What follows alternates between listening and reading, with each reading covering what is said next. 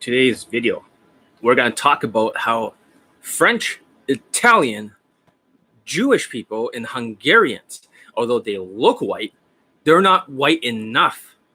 Therefore, they're going to have a lot of resistance. Their natural status is going to be only 6 out of 10 compared to a white person because they have something called the dominant gene. A dark color eyes, just like I do, and dark color hair. This does not look like white, black, Middle Eastern, or Latino. Therefore, they don't have the same perceived natural status. So what can you do about it? Watch it till the end of the video.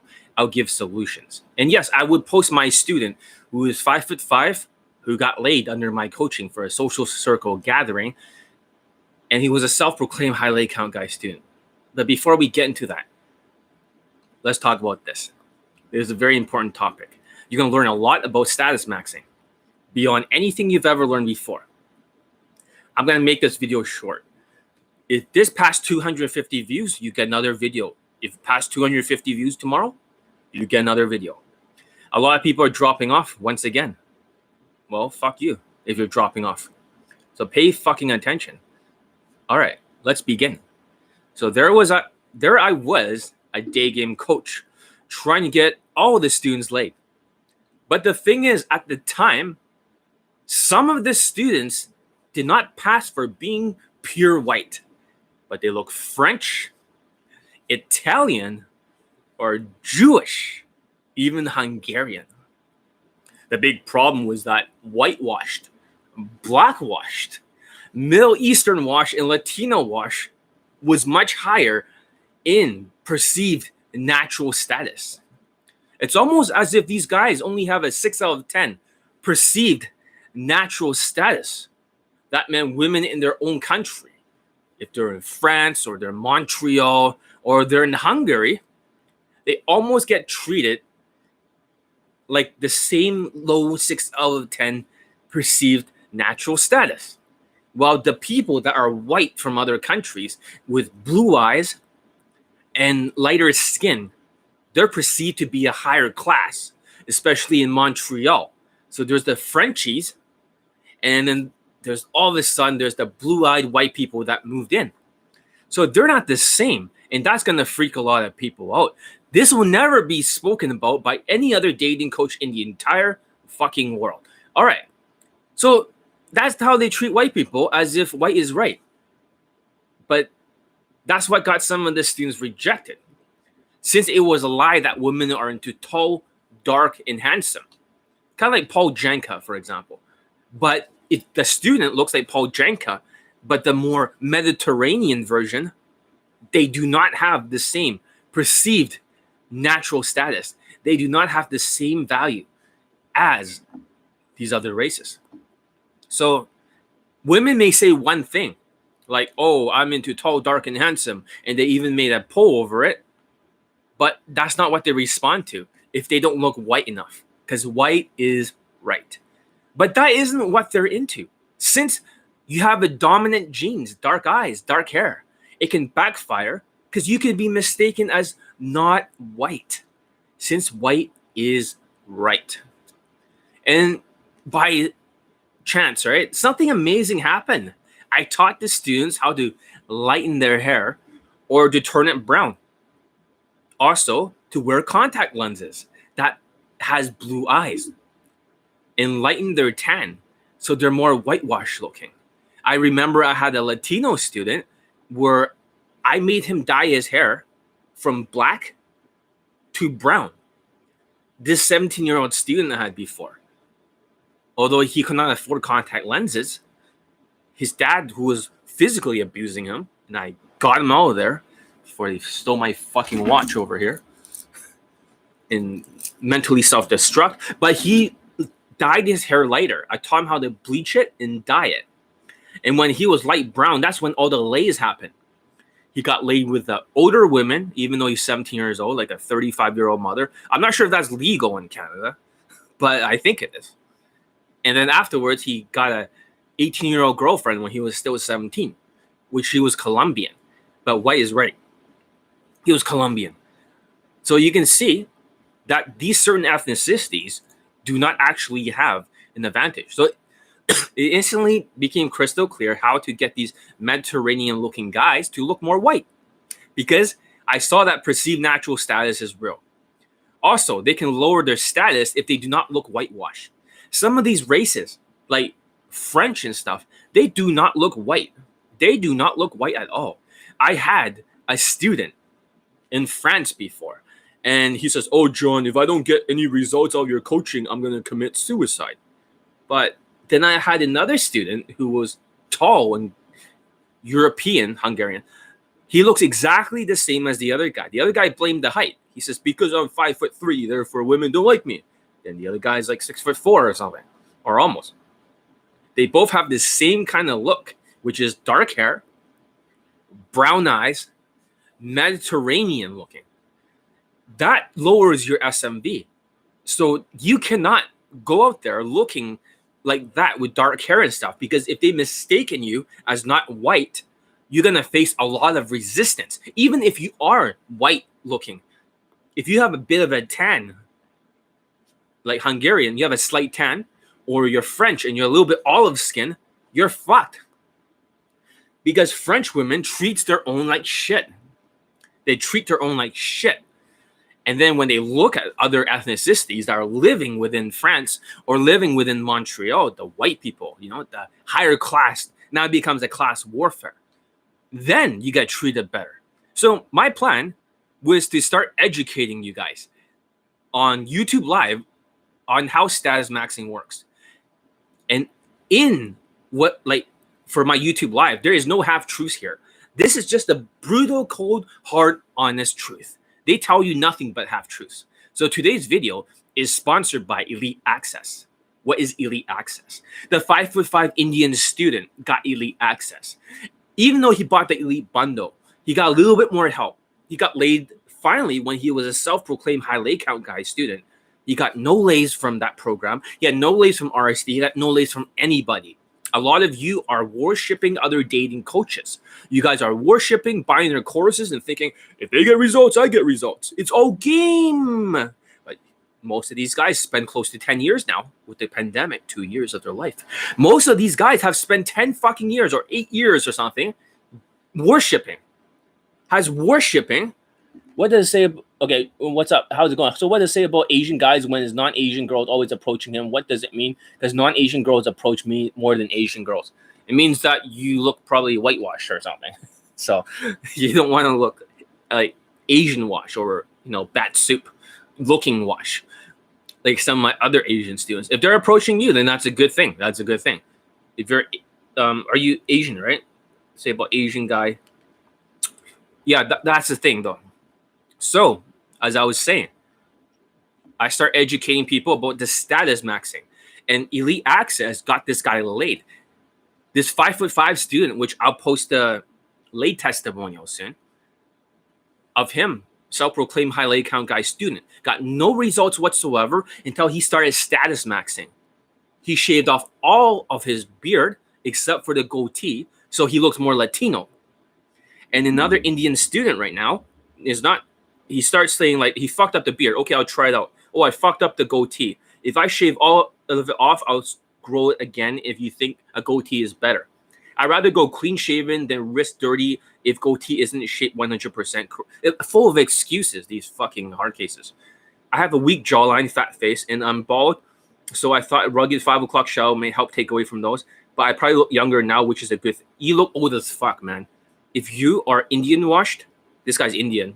For the other Elite Access student who also got laid from seeking stupidity, using as a lead gen, not paying for it. Now he looks older as fuck, shaving off his hair.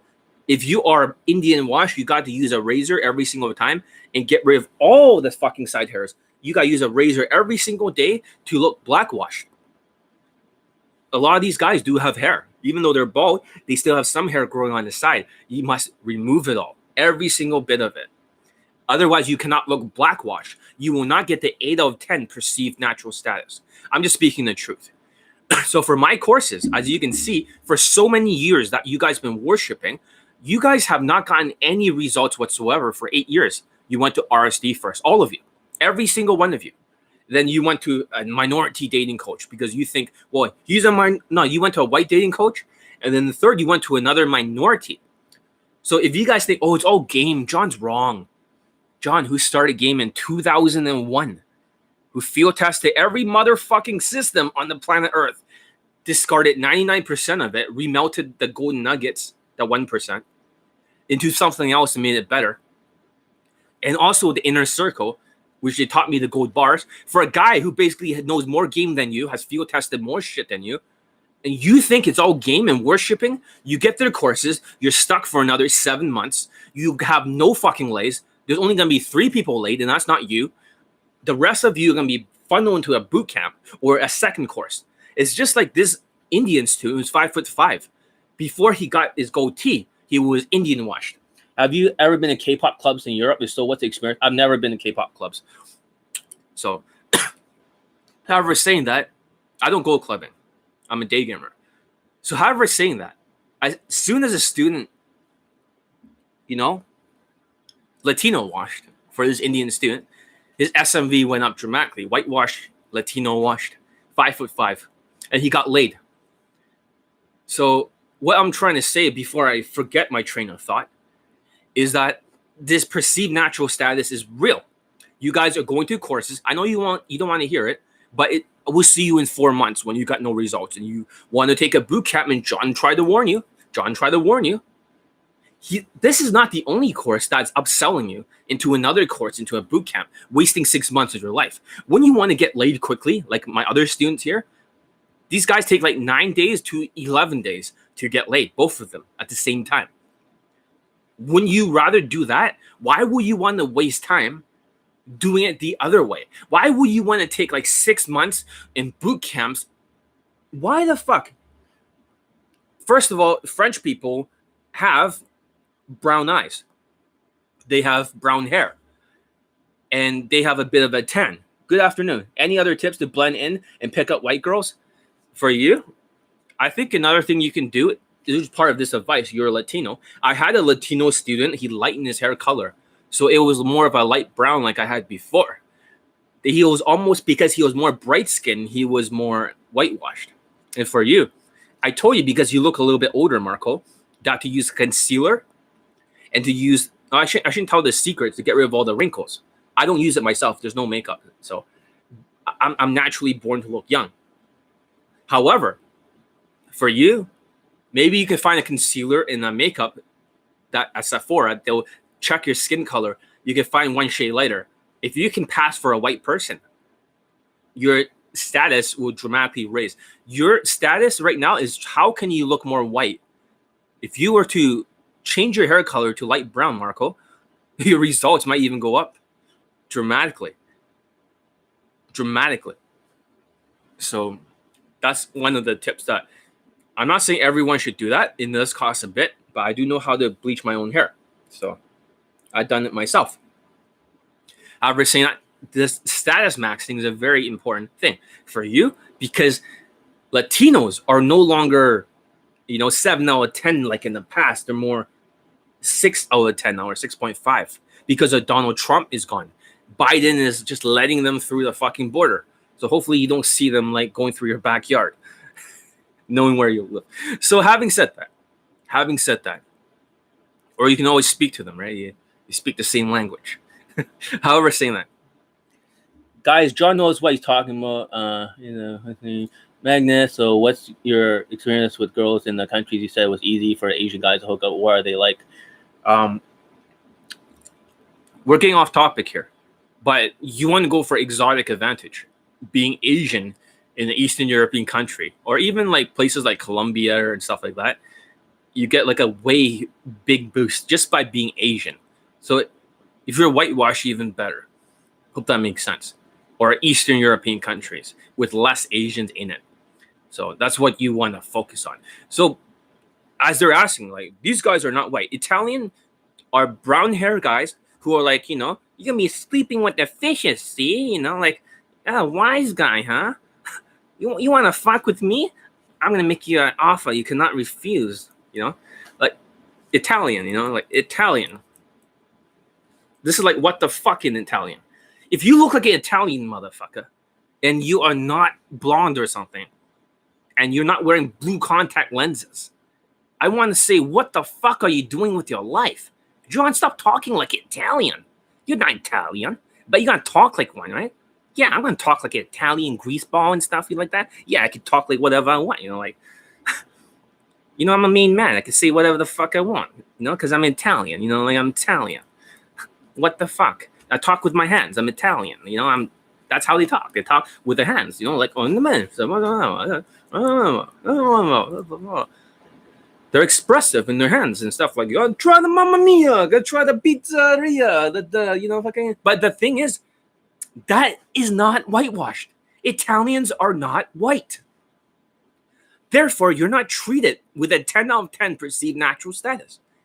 If you are not wearing contact lenses and your hair is not like, dark brown, like, or different color than dark brown, what the fuck are you doing with your life? It's the same with the Jewish people. If you're Jewish, a lot of Jewish people, what they're lucky is that they have blue eyes or light blue eyes. Therefore, they can pass for white. I had a neighbor who was a natural. So he gave me a few tips here and there. I know so many naturals. Even my chiropractor is a natural. You know that? He used to be a natural there in UBC. And he's taken every single fucking course in UBC. He's a smart motherfucker. But he was a natural. So he's always telling me, don't push it too hard. Always be like, no worries. And never push it too hard. Go with her frame. So he taught me a lot of stuff too. But however, saying that, he was also mixed too. He was like mixed with all these different races. A little bit Pakistani, but he doesn't look like that at all. But mixed with all these European races too. But he was a natural. He fucked so many women. So he's telling me go back to UBC area and day game there all the time. On campus. So having said that, if you look like a certain race, you'd be treated like a certain race. Marco, you look Mexican as fuck. You don't just look Spanish. You look Mexican as fuck. You're dressing more whitewashed now. But you gotta learn how to speak slower, and you gotta stop speaking like like, hey, essay, like oh yeah, hombre, don't want to act like Americano, like the idiot, like you don't want to talk like a fucking Mexican. You gotta be well spoken. And if you were wearing blue contact lenses and you can pass for being half European, you can even tell her you're half European and half Spanish. Maybe you can say you are from Spain, Marco. You are no longer from Mexico. You say you are from Spain because Spain is half white and half white is right and half Spanish. So Spain people can pass for almost white. You, however, cannot. You cannot. So this is what you want to do to raise your perceived natural status. So I'm saying to all the people out there, because I taught another guy who's European, good-looking guy, looks like Paul Jenka, but he didn't look white, like completely white. He looked the same race as all the other women. They have a very dominant gene or dark hair, dark eyes, genetics. They're women, if there's blonde, are usually bleaching their hair, like I am, and changing their hair color. So for them, for all these people that are potential students in the future, I will be showing you this video. You need to whitewash. You need to look so fucking white that they can't tell that you're not. And how can you get your skin lighter? You can use makeup. Koreans use something called BB cream. I'm not saying you should do that, but go to Sephora, they'll find out your skin tone. You can make yourself look more white. You can, maybe tan less. You could do something to your skin. There are soaps out there that can reduce the melanin. But you want to look white. You want to get contact lenses in there. You want to dress like a white person. You want to get rid of the excessively dark hair. So for that French student in Montreal, what he's done was like, because he's such a hard case, he's like, John, I'll kill myself if I don't get laid in your course. And this is what the other Indians said. I was going to quit game after 10 years or more, like 15 years, if I don't get any result from your course. And that's the bald guy. He just texted me right now. He got laid. And now he's not going to quit the game. It's always like, John, you are my last hope. John, you are my last hope. If I don't get any results here, I will quit the game or kill myself. It's either one, kill themselves or quit the game. First of all, if you talk about suicide, you'll be kicked out. I don't want to deal with that shit or be responsible. Just because you're a fuck up. So for a lot of these people, he was like, it took him like, because he's such a hard case, resistant fuck. Opinions is facts. And that's why I told the other student not to have fucking opinions. Like, and also, don't do it your way. Don't be the general. And also, remember, no opinions, no excuses. And also, don't do it your way. Don't be the general. And also, like, no bad apples. Stop doing that. You're having all these stupid opinions and breaking the fucking rules. I want you to go completely bald. I don't want any side hair on the side. And I want you to regrow the goatee so you look black. Stop fucking around. Not only do you look older now, you think you look younger. Enough of your fucking theories. It's not getting you elected. So grow that back and fix it. And where are the fucking pants? Go get it. Stop fucking around. Remember, I'm going to be very tough on you when you're off course. And once again, like I said, no opinions. You do exactly that. Cock blocking yourself. No, dude, this is not the time. Go get me those pants at the very least. I want it done by today. Stop fucking around. If you can't do it today, do it tomorrow. Get me those pants in a picture. Yeah, I'm really tough as a coach when you're off the line, when your mindset. And even the other 5'5" Indian student cannot stop making excuses. I have 4 rules that everyone must train under me with. Rule number 1, no opinions. I don't give a fuck about your opinion. I didn't earn 484 lay poll testimonials, and your opinions does not override mine. I am the top expert in the world. There's nobody that can compare. I get so many fucking late testimonials. They don't even have one for their products. And you're worshipping them? Remember, a lot of these guys have worshipped other dating coaches. They have gone from one coach to another saying it's all game. It's all game. They don't talk about status maxing. It's all game or all looks. All game, all look. It's all a distraction, you dumb motherfuckers. If it's all game or it's all looks, I know you don't want to hear it because you've been brainwashed your entire fucking life. Okay, get this. Here's another thing. Why does the Elite Playbook, a game product, has just as many lay testimonials as Elite 30, which has no game in it? How the fuck is that possible? Why not combine both of them, you dumb fucks? Now you got these stupid curved dick theories, Let's talk about the curved dick theories that you guys are brainwashed by. They'd be like, okay, here's your asshole, right? Here's your asshole. And this is like when you have no value because this is your asshole. This is your anus, right?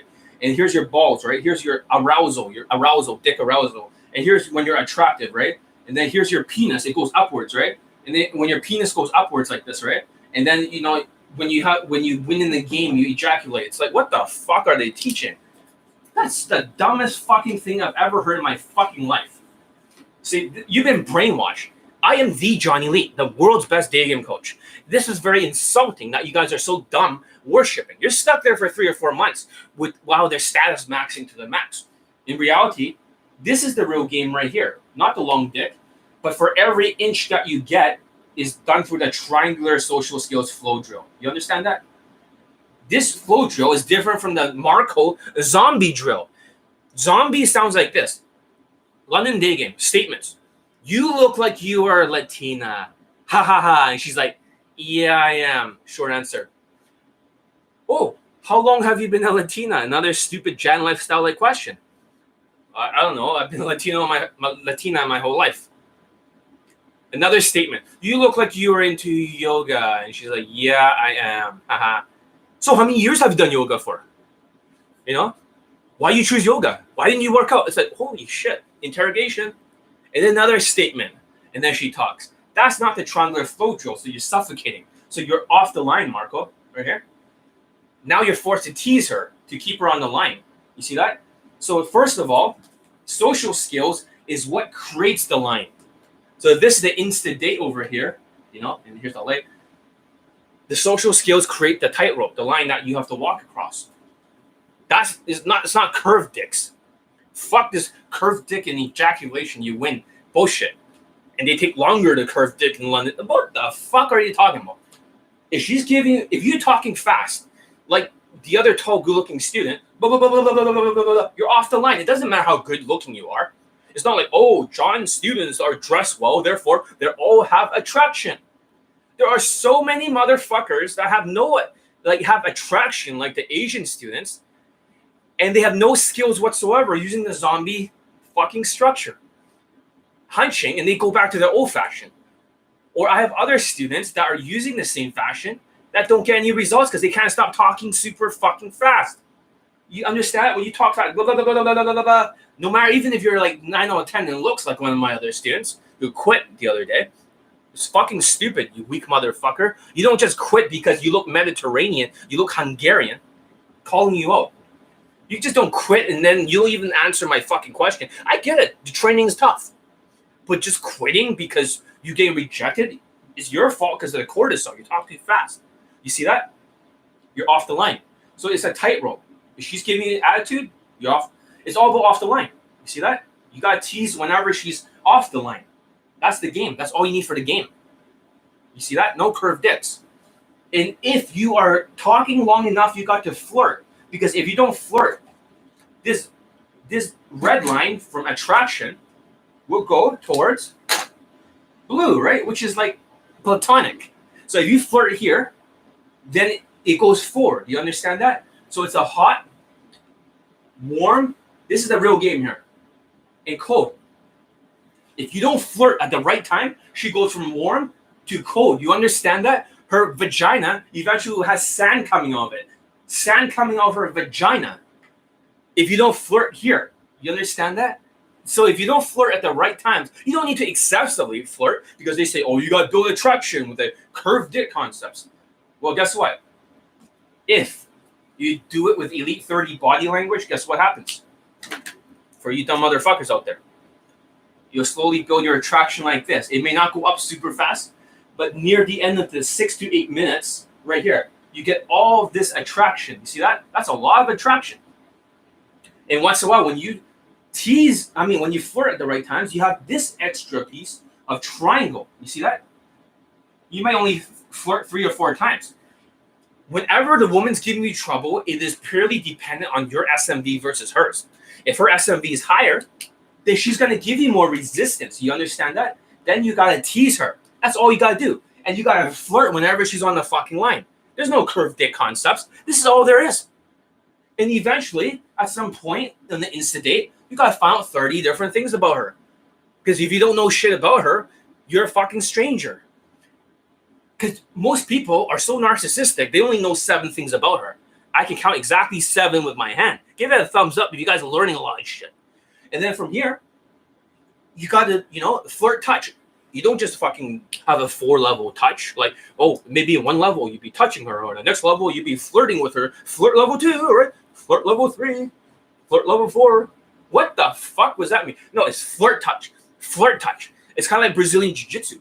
Arm around, flirt, touch. Right? Flirt, touch. Just like doing arm bar. Arms around here. Flirt, touch, crack.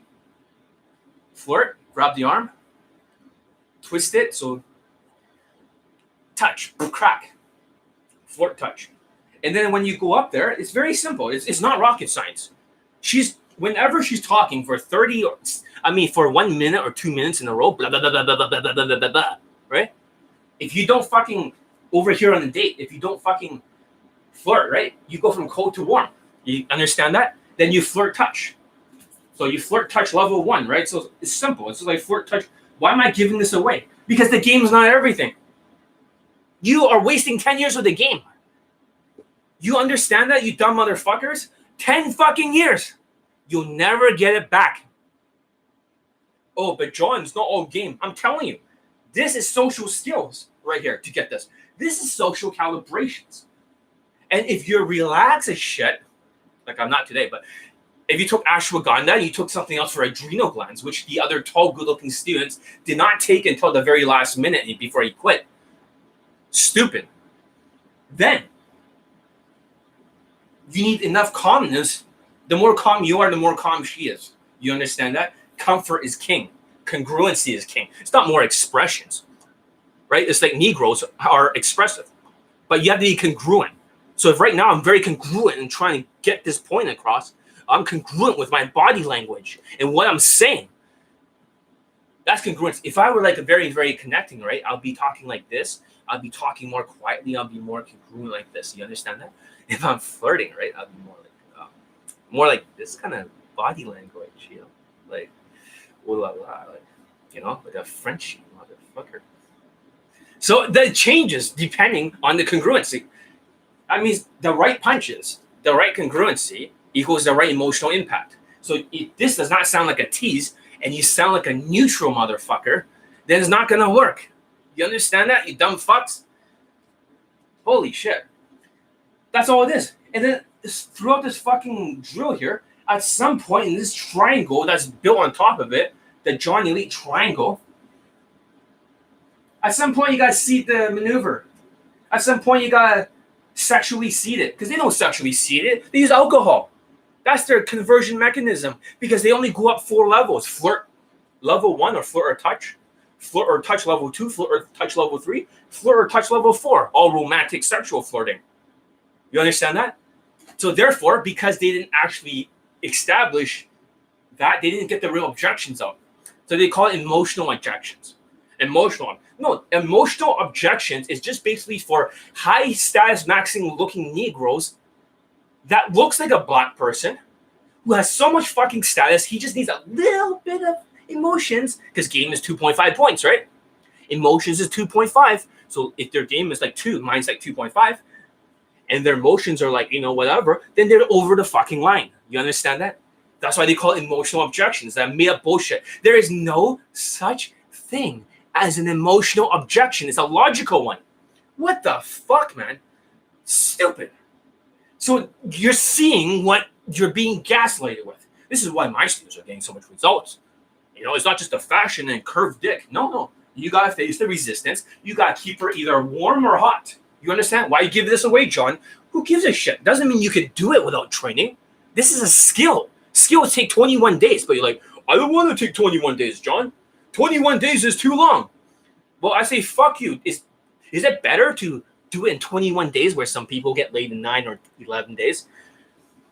Or is it better to spend fucking 9 years in a fucking role, 8 or 9 years going to RSD, worshiping the next white one, then the next minority, and then at the very end, John, you're my last hope. You're my last hope. I'm going to kill myself if I don't get laid, or I'm going to quit the game. Do you need to be in a position where you're going to kill yourself or quit the game? It's like, you should have just came here in the first place. You've been gaslighted into these long-ass programs. Even the self-proclaimed high lay count guys program, according to my student, which I forgot to say, is not an 8-week mentorship. It's a 6-month mentorship on the back end, just like the funnel here. It's a 6-month program on top of an 8-month. He's making like over 10K over this shit. You have to take the 6 extra month. This is accurate information. That's what happened to my student. So therefore, the 8-month mentorship is just a smokescreen to foist the 6-month back end. Very smart. That's a great marketing strategy. Why didn't I think of that? Well, it's too late now, isn't it? Stupid. But you get elite access for a whole fucking year. You're getting exactly the same thing. You're just giving one piece of advice. I'm giving 2 a day. He's just giving one once in a while, maybe once, whatever, in the blue moon. Doesn't that make sense to you guys? Are you guys getting it? That's all the game is. Sexually maneuver her to the bedroom. Sexually seed it completely.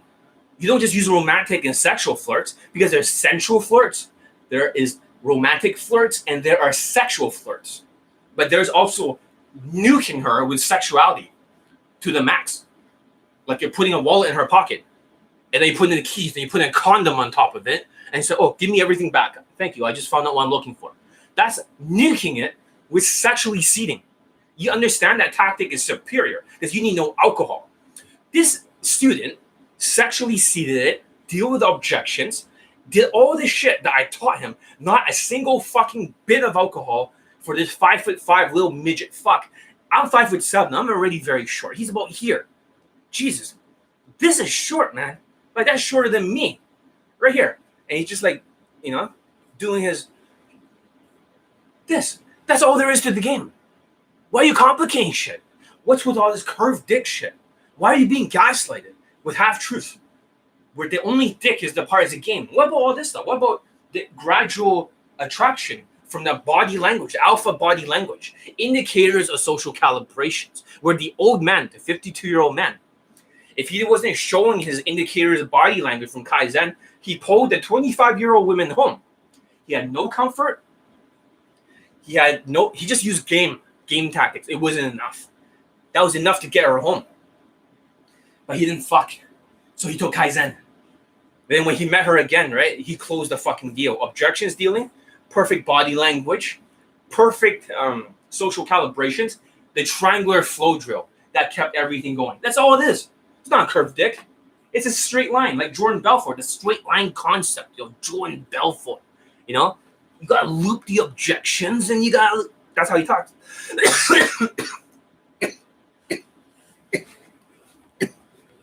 Losing my fucking voice. Trying to talk like Jordan Belfort, you know? The way he talks like Italian or something, you know? Like Jordan Belfort, he talks kind of like this, you know? But that's the thing, it's straight line persuasion. Why are you trying to overcomplicate shit? And for you, it's all status maxing. So for you guys, you need to start learning how to status max.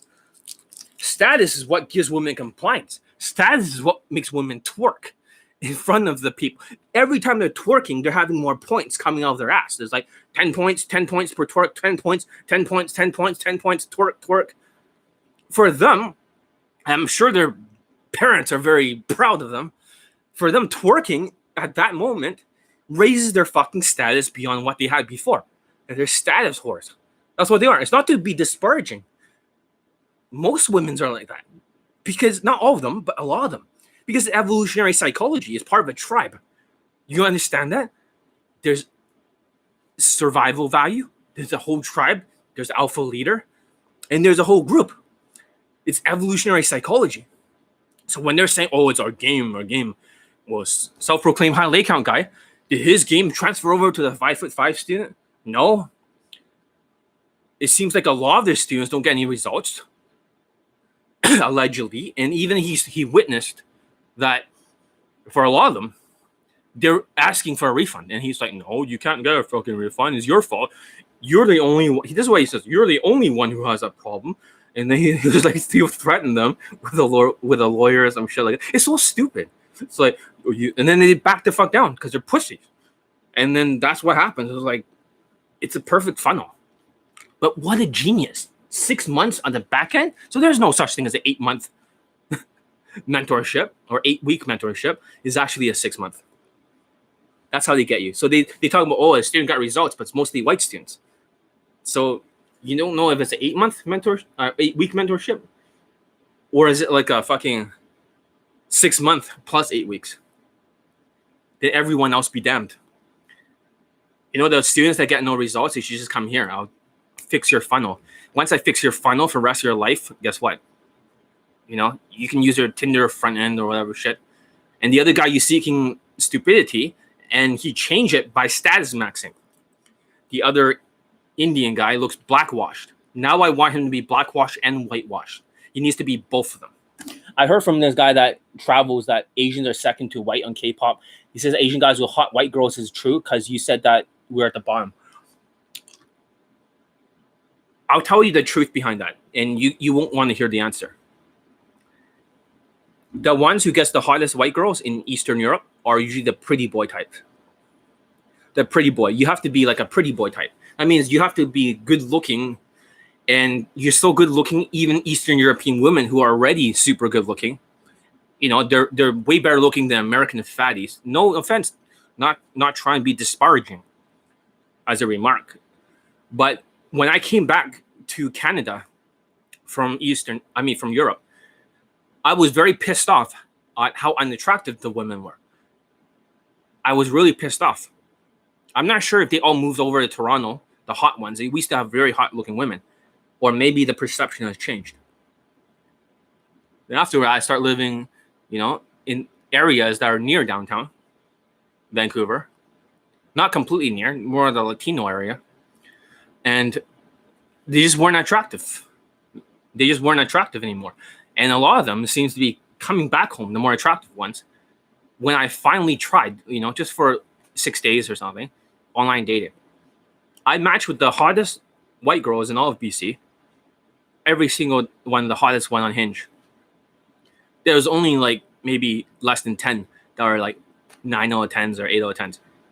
And some of them replied, some of them didn't. The one that's the hottest, 19-year-old, Ukrainian, wanted to meet me. And I deleted the program. I just uninstalled it. I got shadow banned too for my aggressive text game on top of that. So I say, fuck it. I just want to do an experiment because I was much better looking before. I was a pretty boy type when I was younger. I used to look like a K-pop artist. Not anymore. I'm a little bit chubby now. So I've ever said that. If you're a pretty boy type, but I'm talking about really pretty boy. It's not just like me, but beyond me. Before, even at my skinniest, when you saw me, then women will go crazy over you in Eastern Europe. Holy fuck. You have to be super pretty boy, but if you're shorter, you still have to do a lot of approaches. I had a student who was a pretty boy type. He was wearing the blazers, everything. I met him in Poland. He made a video testimonial. You guys can look for it there. And then, as soon as he stopped wearing the blazer, he was in Russia. He could travel in his job. He used to spam and approach the entire fucking country. That means in one place. It's always like, oh, fuck, he's going to ruin that fucking country. But he was short, right? So he's short, so therefore he didn't have as much value. But he was good looking. He'll eventually land a super hot Eastern European woman. But as soon as he stopped wearing the blazer and his hair grew out, his results vaporized. You understand that? When he stopped using the hairstyle of whatever, then all his results vaporized. In fact, I can show you what he looks like, just to make sure I'm not some, I'm not just talking out my ass here. I'm actually telling you some real shit here. You guys are dumb as fuck if you don't listen. So, where is this guy? Right here. Asian 7 lays in Europe. 100%. Yeah. They showed me some of the women pictures. This is him. Good looking guy. Hold on a second. Come on. Come on. Right here. You see that? When he starts wearing the blazer and stuff in the hairstyle, that's when his 7 lays happen with super hot women. He's better looking than I am. A pretty boy type. You see that? If you use my fashion in Europe, you will be unstoppable. But as soon as he lost the hairstyle and everything, my hair was fucked here today. I don't know what happened, but a little bit chubby here. Look, me eat too much fucking KFC, but I digress. But you get my point. You get my point. As soon as you lose that, you'll lose your compliance. Let's see if it shows up more of his blazer and stuff. But yeah, he's wearing blazers, wearing a dress shirt, he's wearing all that stuff, the pants, everything. A beige pants, everything. And he was lifting up his sleeves exactly like I taught, unbuttoning the shirt. And like I said, it's not because you wear blazers, automatically you only attract what you are, which is classy women who are older. What the fuck? No, you get them all. It's like Pokemon. Gotta catch them all, Pokemon. That's the truth. The other way is not accurate because you've used edgy fashion, which would take you 800 approaches to close.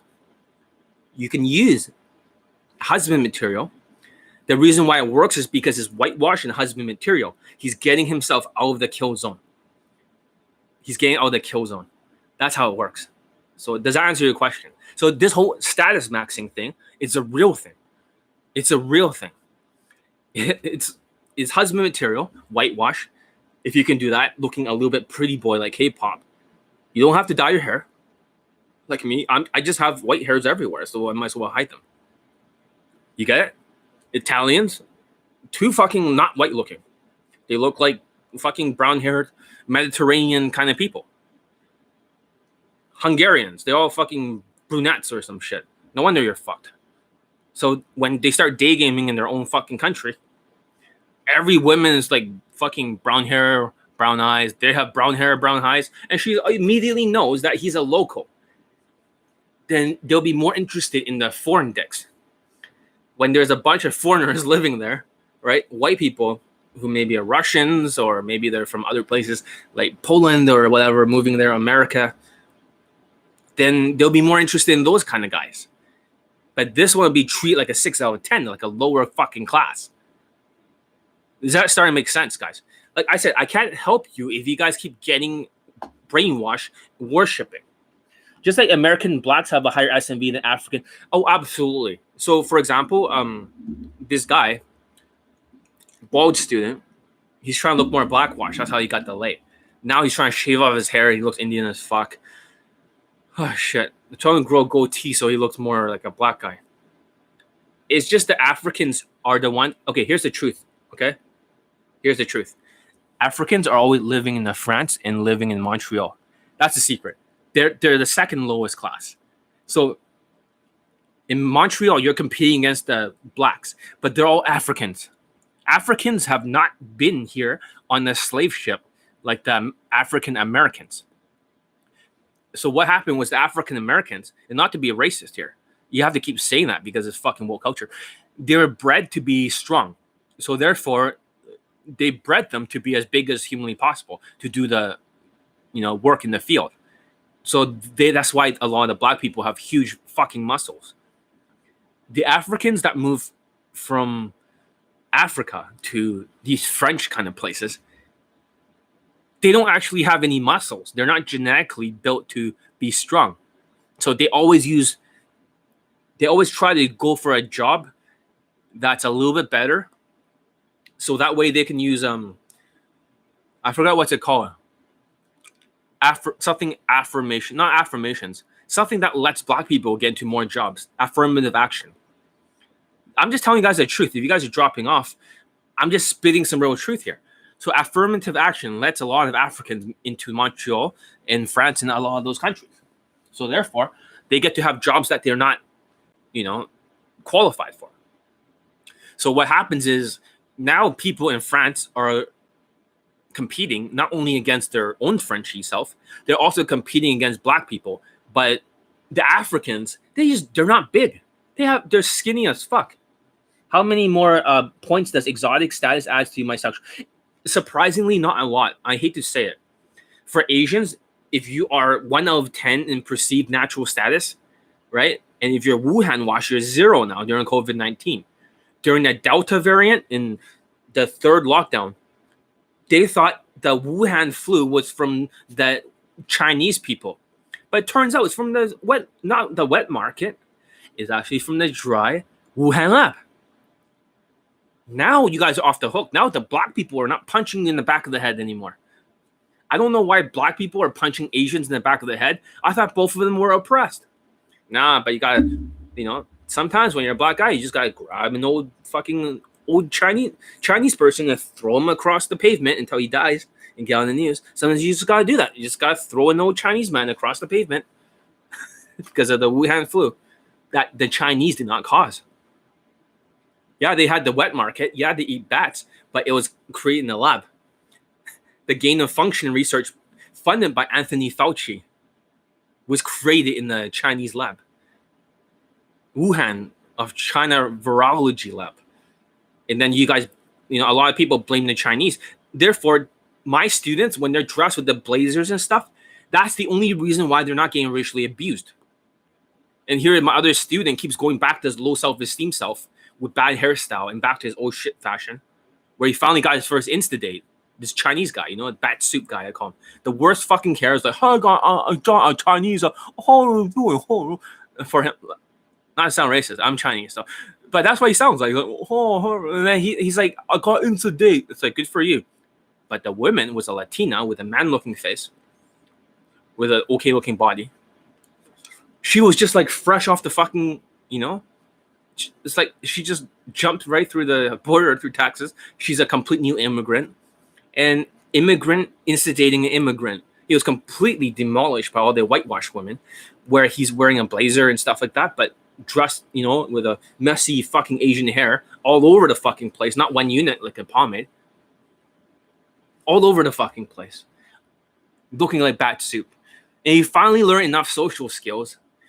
He was doing this triangular flow drill, so he got his first Insta date.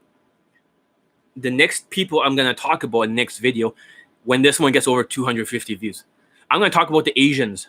I'm going to completely blast the Asians into smithereens. But you're like, John, you're Asian too. You can't go in and attack your own fucking race. Well, watch me. Nobody gets a free pass under John Elite. I don't care what race you are. If you are my race, you're Chinese, whatever. Nobody gets a free pass with John Elite. When John Elite speaks the truth, John Elite speaks the truth. It's very painful to hear. Very painful. But it's absolute fucking truth. There's no spin here. Hey, if I'm so wrong, right? Then how come I can post a fucking late testimonial? Like, I could literally post one every 3 days for the rest of the year. They can't even post one for their fucking products. Like, you've been gaslighted by it, you dumb motherfuckers, by status maxing. What other countries are good for dating for Asian guys have in common is there a pattern to it? Oh, you mean like Eastern Europe, Colombia, Mexico, places like that. Exotic advantage. That's the pattern. Exotic advantage. And also, if you have some kind of looks, if you are kind of like bat soup guy, you go to Mexico, you go, oh, yo. Women don't care. But if you're a pretty boy, you're decent looking, you're whitewashed, you know, you're handsome. It's almost like your race does not work against you because the foreigner status advantage. That's the second thing. The foreigner money status advantage. Because they perceive Asians to make some money. So if you're from a foreign country, you have to think, yeah, I'm not trying to be funny, but if you got some money, foreigner status advantage, you're dressing with some decent, clothing, watches and shit. You do all that stuff and try not to get kidnapped in Colombia. I'm just saying. You do all that shit, guess what? They'll be into you. That's simple. You go on Tinder, 3 days, 4 days, over like 600 to 1,000 matches, maybe 1,200. You flood your phone. And you wonder why will all these Mexican women or Colombian just swipe right on you? Well, in the United States, you can barely even get a fucking match. Not even once a week, maybe like once every 3 weeks for being Asian. Because you have no fucking SMV here. You don't have the perceived natural status. I mean, you don't have the exotic advantage and you don't have the foreigner money status. And of course, being good looking, when you're Asian, you're decently tall, you're quite handsome, it's going to be very helpful. If you're not handsome, you better dress well and you better find a way to make yourself look handsome. Would girls give me more play in other countries than a local Asian guy, even though they were the same race? Because I'm Asian American. I'd say it also depends. If you're taller and stuff in Europe, it'd be better if you're tall and handsome and have a little bit of muscles. You don't need a lot of muscles. You just need to be super handsome or taller or stronger. You need to look like decent look. I'm a decent looking guy. I'm a little bit chubby right now, but before I used to be really, really good looking. In fact, I was probably better looking than a lot of the Asian guys. I know you may not believe this, but when you see me in the past, let me see. I'm going to type in K-pop. K-pop. Believe it or not, Johnny Late used to be super good looking. Post. Let's see if I can find it by me. Hold on a second. People. Okay, how am I going to find this shit? K-pop. Oh, for fuck's sakes. Let me see if I can find my album. I used to be very good looking. So, okay, prove it, John. Were you really that good looking, or were you just like fucking, just delusional? No, I was very, very good looking. But I'm just telling you, it's not all looks. That's how I know. Because I used to be like better looking than most of the Asians. Not white people, but better looking than a lot of the Asians. Okay, let's see. I don't know how to use this too well on the phone. I know how to use it on the computer. Okay, let's see. Pictures, memories. How do I find... Oh, okay. 5 years ago, this one, the infield is here. Oh, yeah. Here's a video of me. Yeah, I can't believe a video showed up, but here's me before. You're like, what the fuck? I used to look like a K-pop artist. And I used to date these hot girls. Oh, yeah. I used to date this Indian girl. I'm not racist. I want to date with her. I used to look K-pop. You see that? This is an old picture. She's hot as fuck. She's like 17, but we don't talk about things like that. So let's see what else. But I used to look like a K-pop artist, so that was before. So let's see. Is there more pictures? So that's very helpful. I'm not saying you have to look exactly like a K-pop artist because it may not work to your advantage, but you want to have this kind of hairstyle of K-pop. You know what I mean? It's like, let's see. Maybe I have some old pictures here of myself when I was younger. Let's see. Oh, yeah, here's me, like when I was younger with a K-pop kind of hairstyle. So I used to be a very pretty boy. She is a runway model. So she's like 6'1" or something. So I'm used to tall women. So what do I need to get to a lot of girls in Cali? Is there anything you can recommend? More hookups than OC Cali? For Cali, for Asians?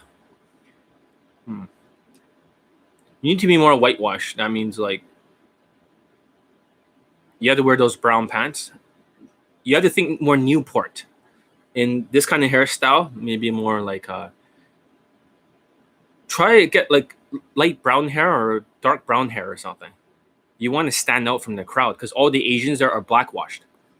They're all like Vietnamese gangsters or they're Filipinos, and you know they dress like their mother dresses them, or they dress like they're fucking, you know, blackwashed.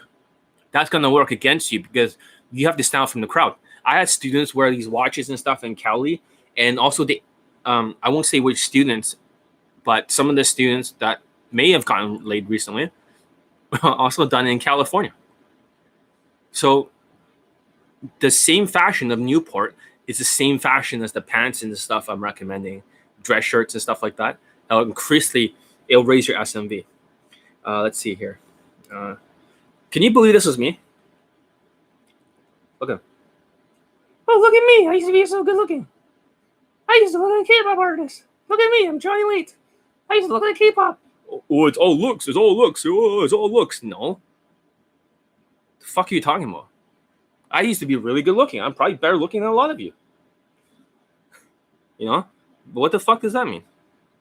No, it's not all looks. It's not. Say I used to look like a K-pop artist. You're like, what the fuck?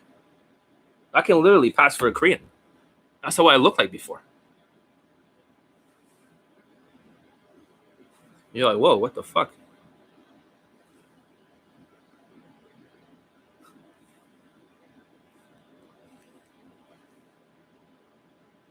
That's me. You're like, what the flying fuck? Yeah, I used to look like a Korean K-pop idol. I've aged a little bit. But that did not mean, before, because K-pop was not popular. Until K-pop was popular, I rode on the bandwagon. So what do girls really want in a guy? They want status.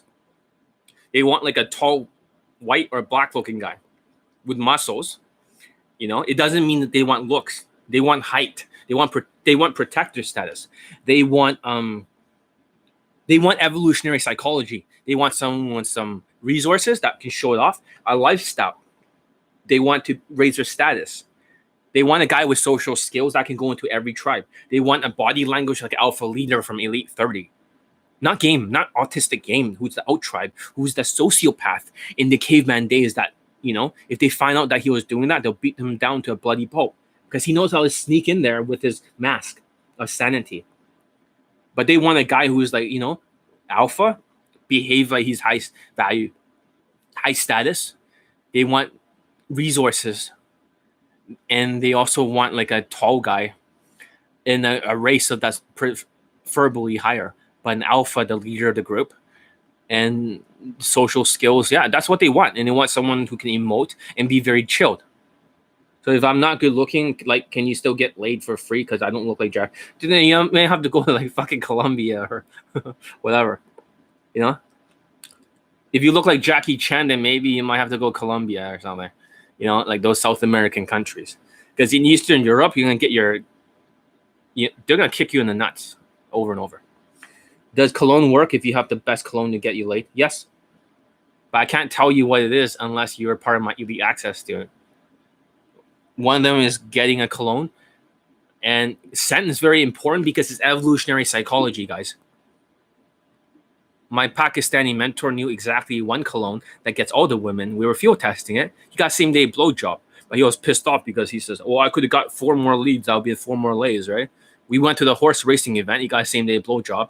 And when I was going to get a woman out, a blonde one, he fucking stole her from me. He marched right in there and just took her. And then she was fucking crazy. He brought her to his social circle lifestyle. She starts stealing all the drugs and everything. And they had to kick her out. She was completely insane, and she was still begging my Pakistani mentor. And he says, John, I should not have thought with my dick. He's not good with women. But of course, it's very common among Indians, Pakistani, when they go to the lower south, right? They'll have that sort of red eye gear and they'll fuck you over. It happens a lot, so I'm used to it. I already forgiven it as soon as it happened. So,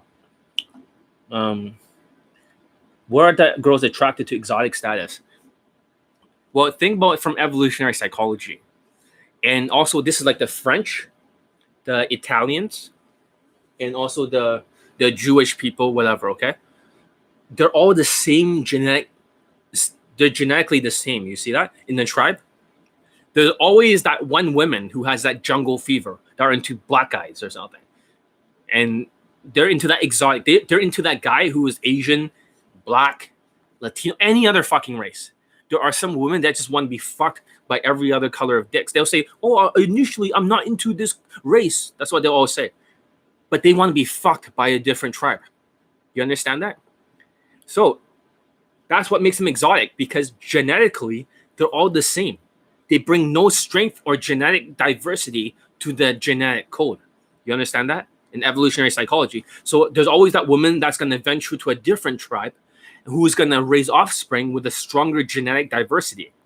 So the exotic advantage plays a huge fucking role. More women than you realize are into this stuff. They're into the evolutionary psychology of the status, protector status, height. You know, they might say, well, they're not very tall, but when you wear shoes, right, they're like fucking 5'11" or something, and they're like, or boots, they're like, what are you talking about? You know, I used to know them as being taller unless they shrink. So I gotta remeasure myself to see if I'm still 5'7". I may not even be. I may be 5'6.5" because I got older. But who knows? But I have to remeasure myself if I'm still 5'7" or not. So that's what they're into. So you can see in a lot of cases, looks may not be the factor, right? That plays a big role. Isaac might actually what a trick for me, but I don't need it. I have no idea what that is. It does a trick for. Okay, why are girls attack? So now you understand the exotic status. It's all evolutionary psychology, guys. Give it a thumbs up if you guys are learning something. I don't want to spin any information. They're just into it. And when you look like a Korean pop idol, like I used to, you wonder why did John bang so many 17-year-old girls that are super fucking pretty? Because I'm pre-selected. It's that simple. I look like a Korean pop idol. I'm pre-selected. So I look like a Korean. So that's a huge pre-selection. So in the tribe, it doesn't even matter who you are. If you put like a cardboard cutout of, I don't know, Yoda or something, and there's a bunch of women standing next to them, and you show them through social media or something, women will automatically like you, because in the evolutionary psychology circuits, they think if other women are into him, then they'll be like, well, I should be into him. Like, that's how women think. They turn off their brains. It's just like you guys turning off the brain whenever they say lay counts this or lay counts that, and then just show a little bit of status maxing shit, and then you turn off your brain. It's just like women, they turn off their brain and they go for the value. They don't even use condoms. Like, it's the evolutionary psychology. They're hoping that they maybe get pregnant with a higher status guy. They don't even give a fuck. It's like, shit, if I ever had a daughter one day and she was like that, she's out of the fucking house. You know? It'll be disowned. I'm not saying that would happen, but I'm just saying if that happened, and I ran out on the mother's life, but if I found my future daughter who's half Russian or whatever, if she was like that, out of the fucking house, I'm sorry. I'll cut off all financial support. Fuck off. I don't know you. Right? Just if she catches HIV or something, I'll be very upset. So, but that's women. You see them twerking in front of the camera, and for me, because my status is not that high, they're not going to twerk in front of the camera. They're not going to do that. Some of these women, you know, they don't even want to be in front of the camera because I don't have that kind of status. You know, for example, like this runway model, you know. So yeah, it's not like they want to be there unless there's like the person has high status, high perceived natural status, or maybe their job, they have a high status job like a DJ or something cool. Does that make sense? Like a club promoter or something like that, music producer. Women want that guy with status. Plays a big role. The race plays. This is why there's a race hierarchy in DAYGAME. This is why certain ethnicities, they need less like social skills, less social calibrations, less game to get over the line. They just need to use a little bit of game tactics and a little bit of fucking emoting and shit. Let's see. We are trying. What? Okay. Well, okay. I see. I'll try sign for elite bundle. Please, I need your coaching. I don't know why you're not responding. Just give me a chance. What do you mean I'm not responding? I hope you are not that Latino fuck. There was a bald Latino fuck who basically did not even. I gave him an invoice. He did not. I hope that's not you. He looks like he's on steroids. And I told him to fuck off. If you don't, he made me wait like a couple of days, not paying for the invoice. And he ignored my messages during the third time I texted him. I had another Indian guy who was like that. He was bald and stuff, and he was 6'1" or something. And it's not that I'm not like responding to you. It's just I have not seen your message. That means there's something wrong. It's either going in the spam folder, or I blocked you because you are that guy. If you are that Latino fuck, if you didn't answer me for 2 times, you're out of my funnel because I don't take disrespect like that. If you are that guy, I told you, if I find you, I will fucking delete you. If that was you. But if it's not you, you're somebody else, right? Maybe try to contact me on my Facebook and ask me for training. That's exactly what the 5'5" Indian guy did. He could not reach me or something, but then he contacted me for the bundle or something like that for training. I told him to get the bundle. He's like, "Are you sure?" And I was like, "Yeah." Here's my Facebook profile. Right here. She's cute. Props to you, John. Of course she's cute. She's a fucking runway model. I used to date runway models before. There was another runway model that I dated. She was like 17 years old. Like a real run. She's only like 5'8" or something, but she's pretty as fuck. So yeah, I used to date runway models when I was better looking. So it did help to that regard. So you should see the other chick. Let me see if I can find her. You'll be like, holy fuck. Hold on a second. Runway. I can't figure out how to get the pictures here. Runway model. And then I tried to date her again, and then she told me I was not good looking enough because I got older. So whatever, it happens.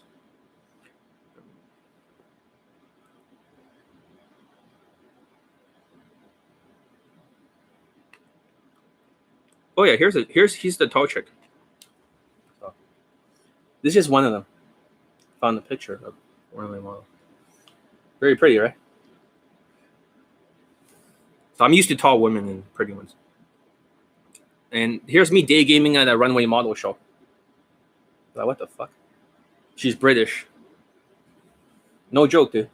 And my student was also like dating models because my Pakistani mentor can get us into these runway model shows.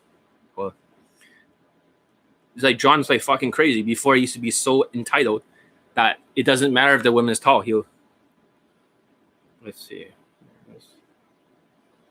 Oh shit! Yeah, here's a chick. I didn't censor her face, so I'm not sure if I can show that. Let's see if I can censor the face. Yeah, here she is. Here she is. I can see her right here. She's super pretty, but I cannot show her because I didn't censor the face. Here's me and her on a date. But if you see how pretty she is, holy shit. She's actually a runway model. She's in most of the, runway model shows. So, but now she says I'm not as good looking. Okay, here's her as a runway model.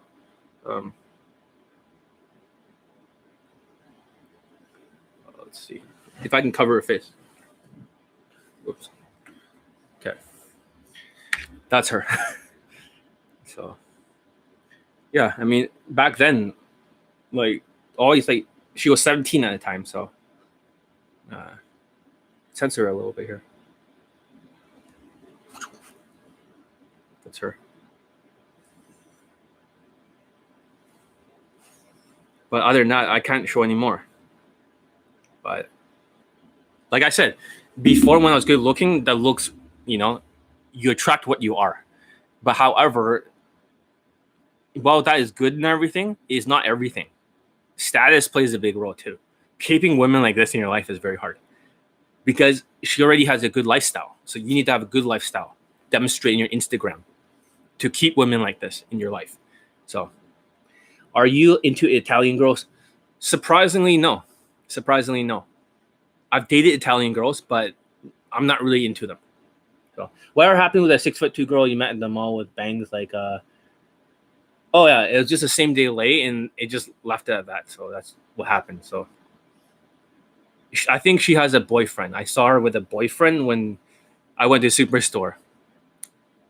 supermarket, and then she was wearing this 1980s kind of, you know, clothing, and she looked at me. I looked at her like, "Fuck." She's in a relationship, and that's what you find out. Sometimes the women cheats on their boyfriends, stuff like that. So, what country has the most girls that like K-pop? It doesn't matter. Back in the past, even the United States, they used to go crazy for K-pop looking guys. But K-pop artists are getting much older now. The guy like BTS and all that stuff, these guys who used to be just like 18, 19, or whatever, a lot of them are now like almost 28 years old, 27, 26. You understand that? And BTS is an ugly looking group, in my opinion. But women are into them internationally. So it's not about K-pop looking, it's more like pre-selection. You see that? It's evolutionary psychology. Try to find a pre-selected look. So if you can look like a big black guy with muscles and stuff, that's a pre-selected look.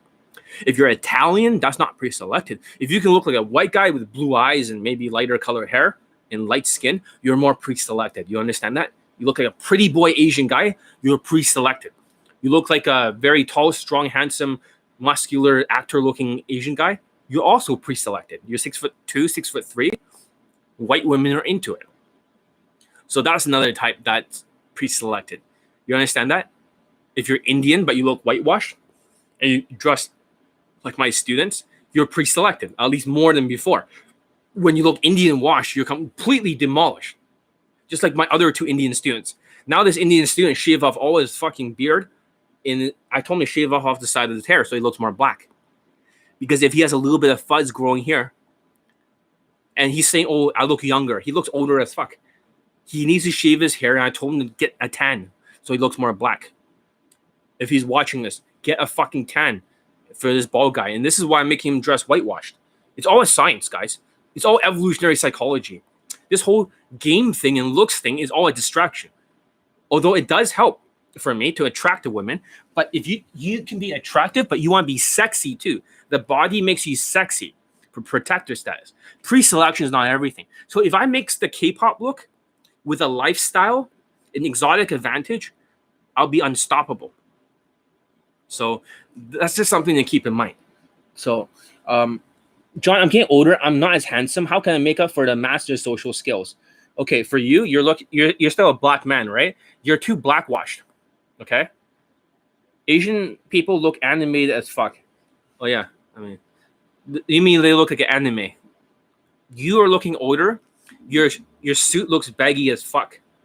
Okay, and also you need to dress more whitewashed to fit in with the white girls. You don't look comfortable with white girls. You look like you're more into the sisters. You know what I mean? The older sisters are like, right? You going with a white girl? You'll never get what a black sister is gonna ever give you, Ravel. You know, you need to be more whitewashed, like Millard over there. He is more whitewashed. He's not whitewashed, but he's more like the kind that more pre-selected. He's more the kind that white women likes. You understand that? So therefore, you are not that type. You're the really, really black folk type. You know, you're not the gangster type, but you're the black folks. You're the hardworking black folks who are very nice people, who are police officers, who are military, right? Who are doing good jobs for the society and stuff like that. And well spoke, you know, like well-mannered. But you are not in the pre-selected look. You understand that? You need to drop all body fat. If you look like a black guy, you need to drop every single bit of body fat. You need to show off the muscles. I only want white women. 18-year-old only. Well, the only way you're going to attract them is that if you start building a lifestyle. So if you're blackwash, because you're in the lower end, even if you're 8 out of 10 for being black, you are not the pre-selected black look. Pre-selection matters a lot. This is why these guys are not pre-selected. Italians, Jewish, and whatever. You are like in this category of the blacks. You understand that? This is the dead category, the pussy dryer category. So if you want to be like around 18-year-old white girls, there's two ways of going on about it. You're wearing suits and everything. You can be more whitewashed, but more like dressing like my students. I have a student, or not a student, but a guy bought Elite 30, a natural in Europe. He looks exactly like my 6'2" black student, except he's wearing all of my fashion. He's whitewashed. I gave him some more fashion tips. He's banging like 9 out of 10s and 10 out of 10s. He's banging those kind of women, like all over Europe. And he's one. And when he got Elite 30, he says, "This is the best course I've ever seen in my life. This is exactly everything I do. I'm a natural. How do you figure this out, John? You're finally showing the world what we do." Every line I said, he said the same thing. When I came up with it, he said, "Are you a natural, John?" I was like, no, I'm not a natural, but I can perceive from the universe the same as them.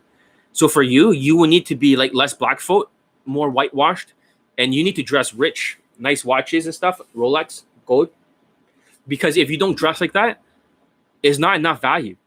You need to be that guy who basically has value, and you cannot look old as hell. You gotta get rid of all the gray hairs, and you're not comfortable with white women. You have to be more like I think you have to be more in that regard of the more you hang. You need to make some female friends that are really hot, like 10 out of 10 looking Ukrainians or Russians.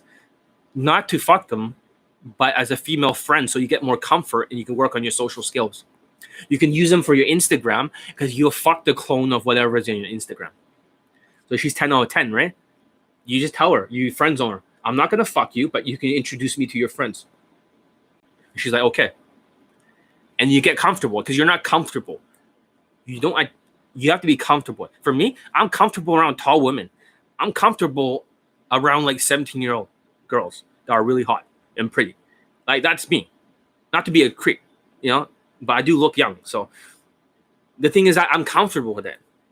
And like when I'm around them, I don't have cortisol. It's like I'm relaxed. Super relaxed. It almost feels normal to me. For you, it does not feel normal. You're putting them on a pedestal. For me, that's like normal as breathing. That's like they're into me. Like these women, the tall ones, pretty ones, 17, they're into me. They find me attractive. I'm their type. There's certain types that are into that. They're either into anime or they're into like K-pop culture, or they're okay with Asians. But for you, you are not pre-selected. You either boost the muscles dramatically and start wearing nice like blazers and beigey kind of pants and not look old, or you're fucked.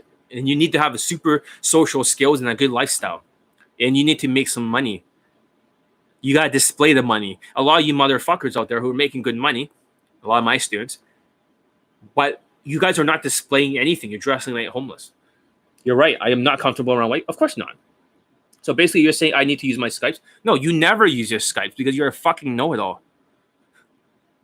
I'm definitely putting them on a pedestal. How the hell you know that, Lo? I'm psychic. Don't forget the universe talks to me. I know everything about you. You're like, you're near, I think you're in your 40s. A little bit mid-late, right? You grew up in like I think more of a southern kind of place for a while. Very black folks. You're only around black people. Around your black, I'm not sure, grandmother, older figure, aunts. And for you, for your whole life, you've just been thinking that white women's harder. And let me think. What's coming through? There's a blockage here with white women. You're having a lot of fear around white women. Yeah, I don't put no race of women on pedestal. Exactly. Like, Millard over here does not do that. That's the difference. He doesn't even care that she's white or Filipina. No, I'm 33. Okay. You look a little bit older. Okay. But let me see.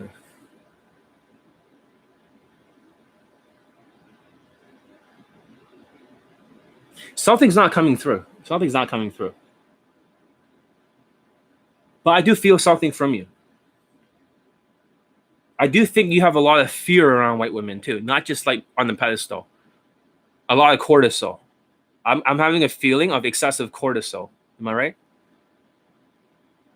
I feel like it's not just a little bit. We're talking about like full blown adrenaline cortisol. Like you're that much on the pedestal.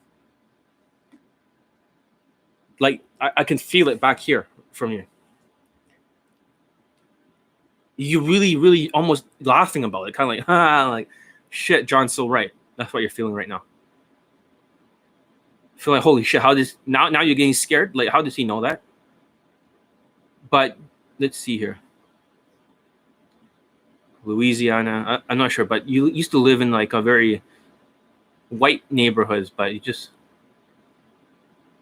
I feel like you try to fit in, but you couldn't. You couldn't fit in, no matter how hard you try. Let me just triangulate who you are. What gets most girls while you try? You keep asking me the same fucking thing. Money or status? Don't you get it? By being a foreigner, you already have foreigner money status advantage. So you're 33 right now. But somehow, let's see here, bro. I feel like you have a very blocked off mind or something. Am I right? I feel like you're very, very you have an ego. I have a feeling you have a big fucking ego. Like, I don't know where this feeling is coming from. Something is blocked off from me, from the universe. You're not religious at all. You're not spiritual. You're not even agnostic. I cannot connect to you that well. But I feel like you have a very huge fucking ego. And there's a huge cortisol problem. You're a know-it-all. It's not just because of the Skype thing that you don't use. But I feel like you're kind of a know-it-all. You have a opinions as facts mentality. And you're okay with it. You're comfortable with it for now. You just accepted your fate. That's the kind of feeling I get. It's let me see if I can get more of you. It's really hard. But I feel like there's a certain cortisol. It just keeps coming up, the word cortisol, that feeling. That sort of like that intense feeling of fear. You feel it all the fucking time. My ego is huge, but I am not afraid of white women. I'm a Christian. Are you religious? Like, do you believe in God? Or are you just like a pretend Christian? I'm just curious. I'm a Christian too. But I'm not afraid of white women, and I'm Christian. Do you say you don't put them on a pedestal? Like, you don't get this feeling of uneasiness around them. That's what I'm saying. I'm not saying you're afraid of them. I'm just saying uneasiness. Uncomfortable. That's the word. How do you know about Burmese? Do you know about? No, I don't know too much about Burmese women. I've never encountered them. So they're from Burma. They're a different part, but they're not something that I can talk too much about. You attract more of the darker skinned, for Millard, Asian women, like Chinese, like beige color, Filipinas, Burmese, and all this other stuff. What countries do girls approach Asian? You're asking a lot of stupid fucking questions I don't want to answer. A lot of stupid questions, man. Just go to Colombia and just get it over with. Just go on Tinder and just get yourself like fucking 15 to 20 lays in a row and get all yourself. Yes, I'm a know-it-all, but I'm humble enough to adapt when I am wrong. Yeah, I feel like I'm beneath white women. Okay, now we're getting somewhere. I'm getting more specific. Are you sure you're adapting? You should be using Elite 30 like your life depends on it. But you sure have a lot of knowledge in your head from different coaches. I studied theology for 10 years, but are you a religious person? That means like you may go through the motions, right? But do you believe in it? Do you believe in God? That there is a God and a universe and all that shit? I have enough there. I studied theology for a long time too. When I was younger in my 20s. But do you believe in it?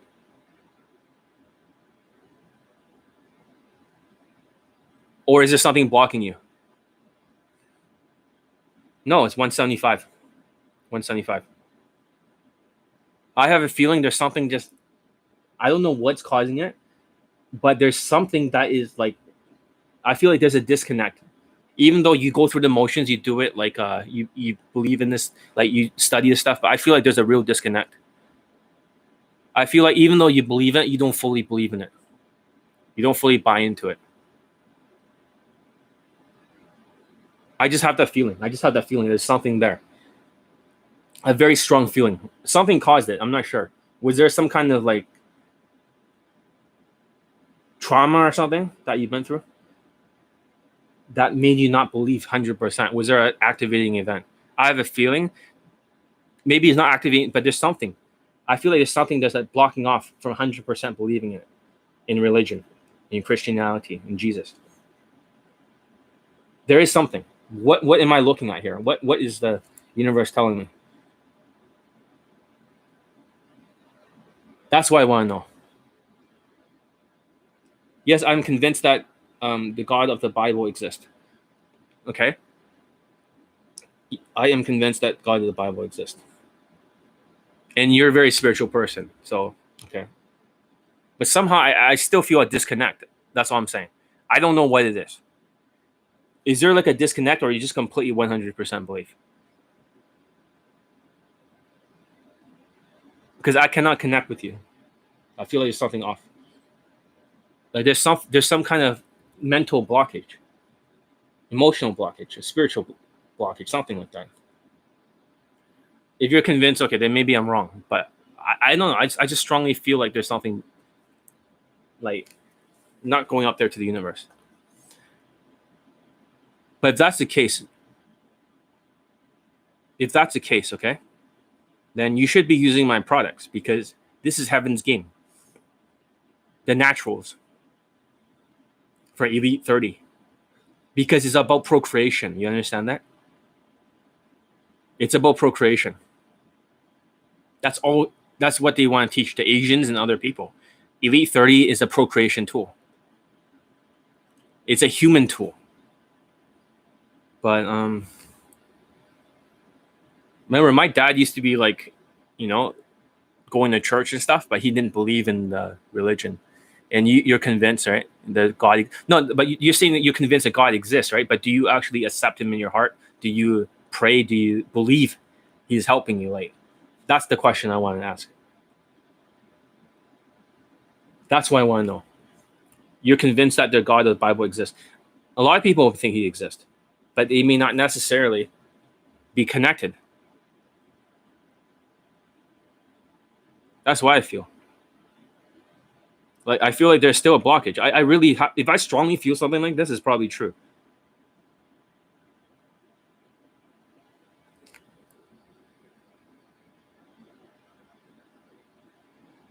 What's the disconnect? You believe He exists. You know He's there. You're a spiritual person, but where's the disconnect coming from? Now you're onto something. I'm conflict with my flesh. Okay, tell me about it, because I do feel strongly that there's some kind of mental blockage or some kind of blockage.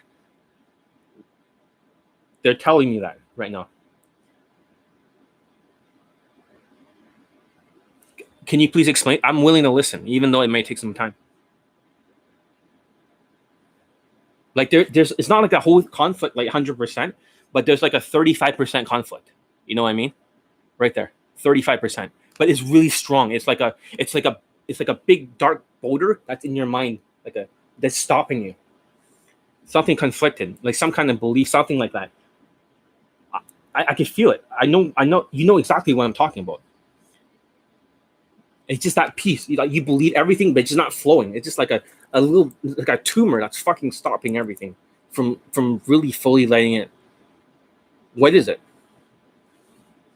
Like, I know. Like, I know these things. That's why my students are freaked out, because I can see through them and they feel so naked.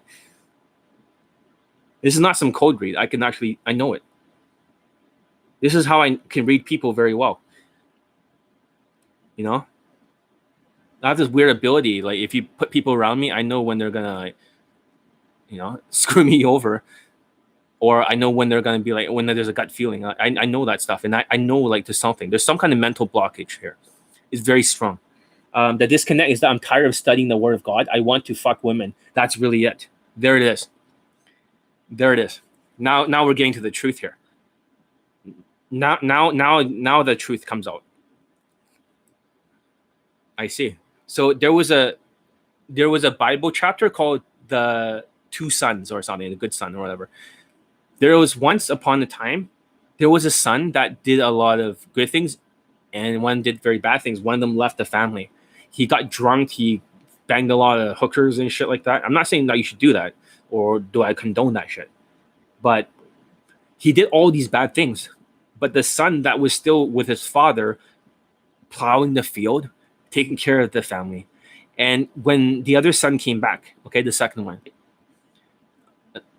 when he came back, he did all these bad things, but he repented. He says, Father, I'm so sorry, man. I fucked up, right? And he hugged him and says, you know what, you're welcome back into the family. And he said, we should rejoice because he's back. He's back.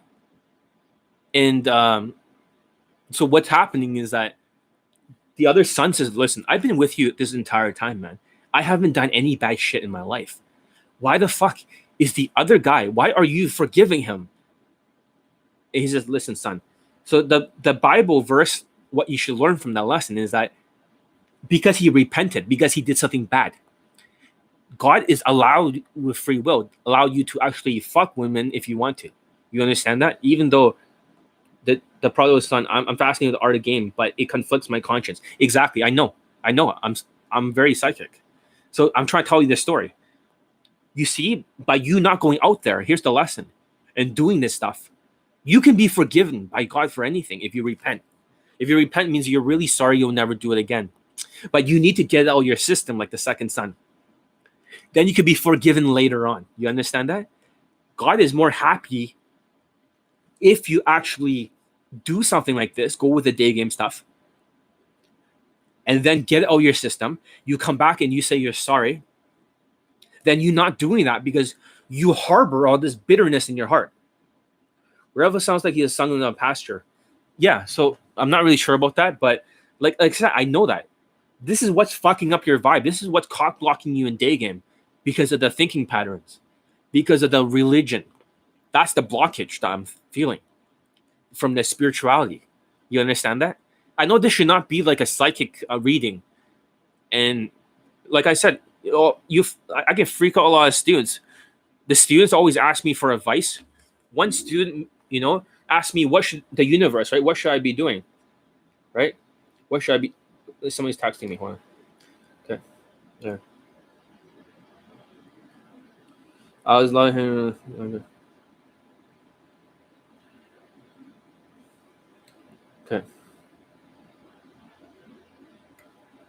That's an objection, right? So she's talking about a past boyfriend because you're only 5'5" in Indian, therefore you don't have exactly the highest SMV. So after you fucked her, right, you cannot turn this into a fuck buddy. This is what self-proclaimed high leg count guy does not realize when he train you. He believes everyone automatically gets fuck buddies and this and that. You're not a tall guy, and that's the thing. That's why it's very important you keep whitewashing completely. So this is how it is like sometimes when you're a little bit shorter. I'm sorry to say that, but you have to use an objections deal. So you have to I acknowledge that you just broke up with your ex-boyfriend, but you got to start looping it. I don't want to be your ex-boyfriend. You got to start disqualifying. You got to do all the stuff I taught you. So now I'm just freaked out. I know a genius when I see one. Okay, but regardless that like I know this, but you need to at some point take the risk out there. Okay, like the second son, you need to get that stuff out of your system. I can help you with the mindset to at least temporarily turn that off because I talk about the manifestation index. Remember the 5 indexes? The last one, manifestation. Your thoughts and your feelings. This thoughts, right, with extreme religion versus their feeling of wanting to go out there and be a day gamer, right? It's conflicting. That's what's creating the manifestation. You understand that? Women can sense it. So you cannot fully do it because you'll be self-sabotaging, Revel. You'll be self-sabotaging whether or not you'd like to. And I know you feel like right now, I can feel like you have a weight off your shoulders right now because now you're opening up your mind and considering this. I'm not saying 100% you drop the religion and do that, but I'm thinking that you need to get this out of your system for one time in your life. You're feeling like a weight off your shoulders that somebody finally talked to you about this. You don't know who you can talk to about this. Nobody.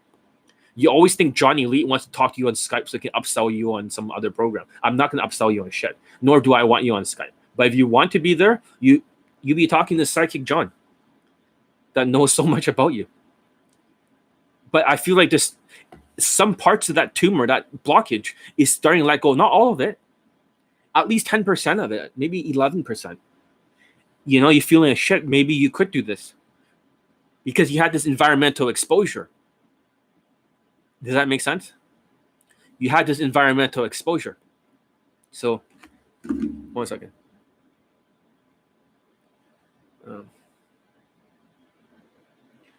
So which one is this one? This is not like, this is a different one. Is this from like online or something? Like which girl is this? I need more context.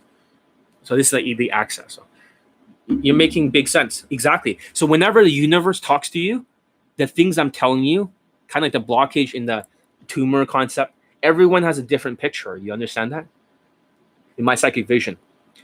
For the other student, the Indian student, he's always been wrong about everything. But for the psychic vision, right? This is what I told him. See what they like while you're studying. So I told him I was seeing a picture of. He's saying, "What should he do?" He just got married, and his wife wants to do like a 2 career path, something to do with computers. That's what he does, or John the psychiatrist. I'm not a psychiatrist, but I know a lot about psychology. But I'm also like very spiritual, and no joke, I can literally know what people are feeling around the world, even on the other side. And what freaked out this student was I was able to predict every time he was hunching when he was talking to me because he has a dreadful feeling. Also, I was able to predict what was in his room, what color and everything. And he's like, "What the fuck?" And the TV changed colors. I was like, "It changed now." It was a 1 second delay. This is how all the naturals are able to perceive women because they can beam up to the heavens and back into her brain. They're all narcissistic. But this is like, so this is what I told him. He made 94K, right? So he wrote a testimonial. Maybe I'll post it tonight. I put, so John, I'm writing this message to thank you for helping me land a 95K per year job as a software engineer. My previous job was paying me 77K a year. It was not bad. Still got student loan debts. But this is a big jump. Things that helped me achieve this goal. 1, breathing techniques, vocal skills, and accent training. I got rejected in at least 10 interviews because I was not able to speak in interviews and not able to portray myself as an expert. But after the techniques you shared with me, my voice was calm in my interview and they selected me for the job. So he was asking me, "John, how do I make 100K? Although I didn't make him 100K, I made him 95 or this year. So I know, like I know this stuff. It's almost like psychic. This is how the students are getting all these results because the whole universe really exists. What will you diagnose me with? Narcissism? Yes, you are definitely a narcissistic person to the max. Like very narcissistic. I feel like you're a little bit insecure, but not that much. But is a huge narcissism. I feel like a grandiose self. Does that make sense? You may not be the best at something, but you feel like you're the best at something. And you like the validation. Okay? It's not like you have low self-esteem, but you have a huge grandiose self. And that's a problem. But because you are tall and black, the woman almost validates that belief, that outer super ego. Does that make sense? To some degree. But a lot of them are like darker skinned Asian women, you know, like Filipinas and those kind of stuff. And yeah, so it's almost like you have this projection, but it's meeting the projection because the SMV and the height and all this evolutionary psychology. Yeah, you can post more testimonials. I've been is going through this testimony. Excellent. Constant support via elite. Okay. Access. This is a major one. I got 10 rejections total for each rejection. I requested feedback from your using your elite access. He also got married from the elite access. I'm not saying, Revel, you should just take elite access because I told you so. No, I'm not saying that. You're not ready. I don't care about the money. I'm a spiritual person. I'm on a mission to help the world. But I know. But I feel like there's a big change now. I feel like it's not just 10% now. Your brain is kind of really opening up. It's almost like that piece that is like in the gears that was stuck. Like all the gears were turning, but it just couldn't move because that fucking pebble, the dark pebble, just blocking everything, that like a tumor. But now the gears are starting to turn in your brain. You're starting to feel relief. Like shit, maybe he's right. I'm gonna have to work harder at this other thing. You need some REBT and some cognitive behavioral therapy, some PTSD training, which I can help you with. But you guys stop being so afraid that I'll post more testimony, but you guys stop being afraid that I'm going to upsell you or be a businessman. I was only intending to help you over Skype to overcome the mental blockage. I know because I can sense it. I didn't know what it was at the time. But this is not some fucking code read. Whenever you see those psychics on TV that says, I know there's a mother figure that passed, right? And it was like, no, I'm getting through this woman, right? Her name is whatever. It's like, I do have a nephew or a cousin like that. It's like, yes, this person's coming through. Like they know this stuff. They're not actually making this shit up. They have a strong feeling. They see a picture or something. I'm always seeing a black pebble. So for the Indian student, I told him that him and his wife, I had these pictures of these big triangles, like white ones in the sky. And they're like a small little there's two arrows that are spinning downwards at it, drilling into it. I think the symbolism means that they can build a new life. They don't have to be like Indians where they have to just do like expensive job kind of shit. That he's making enough money that his wife can do whatever she wants. So that way, and I told her that in the long term, being an entrepreneur and doing whatever she likes to do, she'll make more money in the long term. In the short term, she might get rejected, but she has the backing. So the universe told him that. I also told another student that fucked me over for $2.2 million. The universe said to him that you're going to kill somebody one day. In the back trunk, I see a picture of you. And it's raining. And she's an Asian woman. And this and that. And he says, yeah, that's why I want to get into politics and stuff like that. And with your help, right, making so much money. Because I want to kill as many people as possible. And I was like, what the fuck? And I cut him off. I didn't care about a 2.2 million. I was supposed to be entitled to half of that. Will you be available for Skype? I'll make time. Maybe sometime next week. Later in the week. So we have a lot to talk about. And the guy says, how do you know I was going to do that, John? That's my plan. And he was scared. And he reviewed everything. I fucked you over, John. I actually own the company. I pretend that I'm just an employee for the company. We're splitting and whatever. I own the entire company. I fucked you over. That's what he says. I just completely screwed you over. I was trying to see how far you can go because I'm not very smart like you. That's why he just spilled his guts. I want to kill at least 10 people. And my dad's like psycho and stuff. You're right about how you know that. And I told him, but can we still work together? I was like, fuck no. I want to sign the release form. I already knew. And I told another student that he was like a rusted nail. That picture shows up. He never changes, this Vietnamese student. Even before I knew how he was like. You tell him, he'll say, yes, sir. And he'll do exactly the same shit. He's like a nail that doesn't move. I told him not to just invest all his money into investments. He needs to get a job. He gets a job. He puts all his money into Bitcoin or some Bitfuck. You know? Another person that, wanted me to make him a couple million, pick out the Bitcoins. I drew a graph for him, exactly where Ethereum would be. It'll crash for a little bit, this, that, go back up eventually. It was accurate. So you wonder, why is there so many testimonials? Maybe there's this universal power up there. Like John is probably a psychic. And there's something that you guys are not understanding. I'm trying to teach you heaven's game. They sometimes come through and talk through me on the boot camps. Whenever you see John talking to the student and it makes no sense, and they're like, but it sounds like I'm speaking in tongues. There's probably some kind of entity up there. There's a universe up there. There's like an army of angels or something. Like seriously. It's not, God's really distant, but there's an army of angels up there. And a lot of them. And there's even people that wrote books called Abraham Hicks, who wrote about an entity that speak through them. And they start telling them about stuff. And it sounds exactly like the person is. So all the naturals, the reason why they're able to come up with all this witty stuff is because they're getting from some kind of internet universal superhighway. The things are coming to them, what to say, what to do. But it's witty, how they come up with that stuff. And they can still connect with the women, even if they're narcissistic. Because there is something you don't understand. The body language is like an antenna. When you have a good body language, it beams up there. We're all energy. This might be a simulation for all we know. Elon Musk said, we might be living in a simulation. Maybe this is the internet behind everything.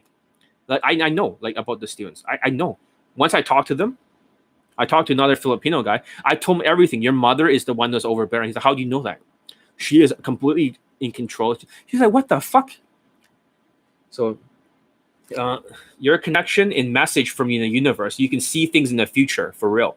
This is why the students, I always tell them, like, in 3 or 4 months, if you don't listen to me, like the other guy just put all the money in Bitfuck or Cardano. I told him he's gonna lose all his fucking money one day. everything that he worked 40 hours more than usual just to be addicted to his fucking gambling habits. He finally pulled when he finally changed his fucking hairstyle. He dismissed the hairstyle before, like Asian students. But when he finally get everything together, the shoes, the brown pants, the heel lifts, he's only 5 foot like 3 or something, a very short guy. And I think he knew the other guy who was a killer or was going to be a killer. They know each other. That's why he trusted my training. Because the other guy's engaged. But I won't say who it is. No more details. He told me not to tell people. That's fine. That's all I'm going to say. But they knew each other. So therefore, and if you're watching this, if you're that student, do not fuck with my short student. I will fuck with you. And I'll fuck with you hard. You know that. You know how much damage I could have caused. Even though you fucked me over. 2.2 million. I helped you close every fucking sale. Even closing a guy who's a lawyer, a native guy, who's a psychopath. But I was able to get through. I knew exactly what he was thinking. I helped you close every fucking deal. You only fucked up one of them, which you were not listening to me. But you have like just my close rate, which is like over 90%. Because I taught you. Motherfucker. But like I said, you do not fuck with my short student. I would fuck with you badly. And you know that. I know you're scared of me. And you couldn't believe I knew all this stuff about you. Anyways, that's what I say. So we're probably living in some fucking simulation. That's what I'm thinking. If it's not like an electronic simulation, we're living in some kind of biological simulation or some shit. That's what I think. Because all this manifestation, all these student results is not something that other dating coaches can accomplish. There's something to this. This is not normal to have 484 LAPO testimonials. So your connection in the message from the universe, or maybe this whole fucking simulation, you can see things in the future for real. You are connected to the universe. Just before giving up, you told me to keep going. And just within a week, I landed a job. Every suggestion you gave is like a playing card in a structure built from playing cards. I have no idea what does that mean. There were like 10 white viewers in this meeting wearing a bad t-shirt would have got me rejected. So he's just saying, dressing too Indian wash, he would have been rejected. Supplements, I got my hair back. My personal barber thinks it's like magic. So I figured it out too. I'm smart. How to regrow the hair. Even at my age, I still have hair. There's a spiritual realm and a physical realm. Yeah. Skills and communication. This may sound basic, but these were my main things that you told me to focus on, and it worked. This is my written testimonial for Johnny Elite Access. Thank you so much, John. So besides getting married, right, he also landed a $94K job. And that's good. That's good. But as an employee after taxes, the government takes away a lot. Just to let you guys know. If you were self-employed or entrepreneur, business owner, you can write it off for taxes. But for him, this is quite a jump. He had 100K. So in his mind, he wanted to make over 100K because he's married and stuff. He needs to bring in more income. Can you give me a further diagnosis before I leave?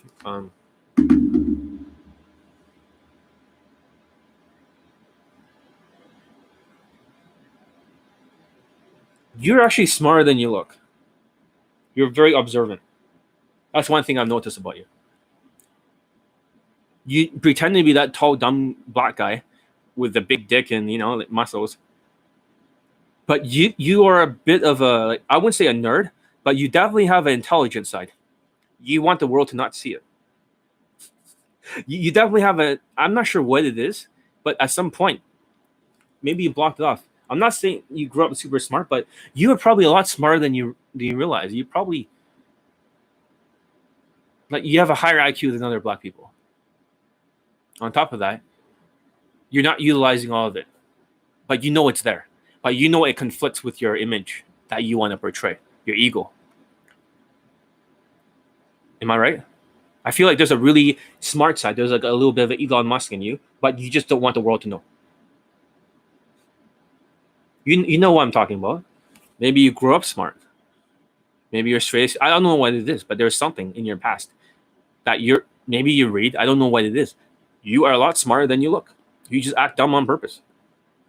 It just fulfills your whole fucking stick of the whole tall black guy who's pre-selected with protector status. But you're more than that. You have a smart side. I'm not fucking stupid. I can see through it. somewhere. I'm not saying entirely smart, but I'm just saying there's at least a piece that's really, really intelligent for me. Maybe like using a little bit of that, you can go beyond just the protector status in the pre-selection.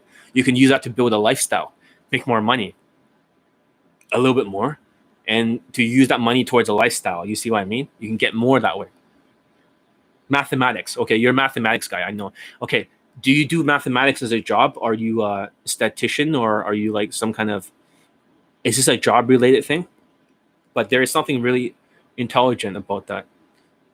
Like, do you do this for a job? Are you an accountant? I'm not saying you're an accountant, but I'm just saying like you have this side of your brain. You have this logical side. I know it. I can see through you. You're just pretending to be a dumb black guy. You're a smart motherfucker. I can see through you. You're so much more smart, everyone. You think by showing people that you're smart, right? It might kind of take away from your image. I know. You're highly like that side is just. I just made straight A's in math growing up. Okay, like I said, not everything, but I say there's a certain percentage, like a small part. So is mathematics. So you're straight A's in math. There you go. Interesting. I'm guessing, did you pursue this or did you not pursue this? Did you try to block this off from your life? Are you using this part of your brain? Or are you just ignoring it? I'm not sure. I feel like there's a part of you that's just sort of like, you almost feel like this is an extra piece of talent that you're not using. In the Bible, there was a story. Maybe this could be very helpful to you, okay? There was a story where a father gave 3 of their sons or something a parable of talent. Talent means like money in the old days, but talent could be a metaphor for abilities. The first son invested the talent and he made double, and he came back and his father was very proud. He was like, "Congratulations, son. I'm very proud of you that you're able to take this money and you're able to make double." The second one used it towards something, built something, and made the money back. And he says, "Father, I made triple, not just double. I made triple." Okay.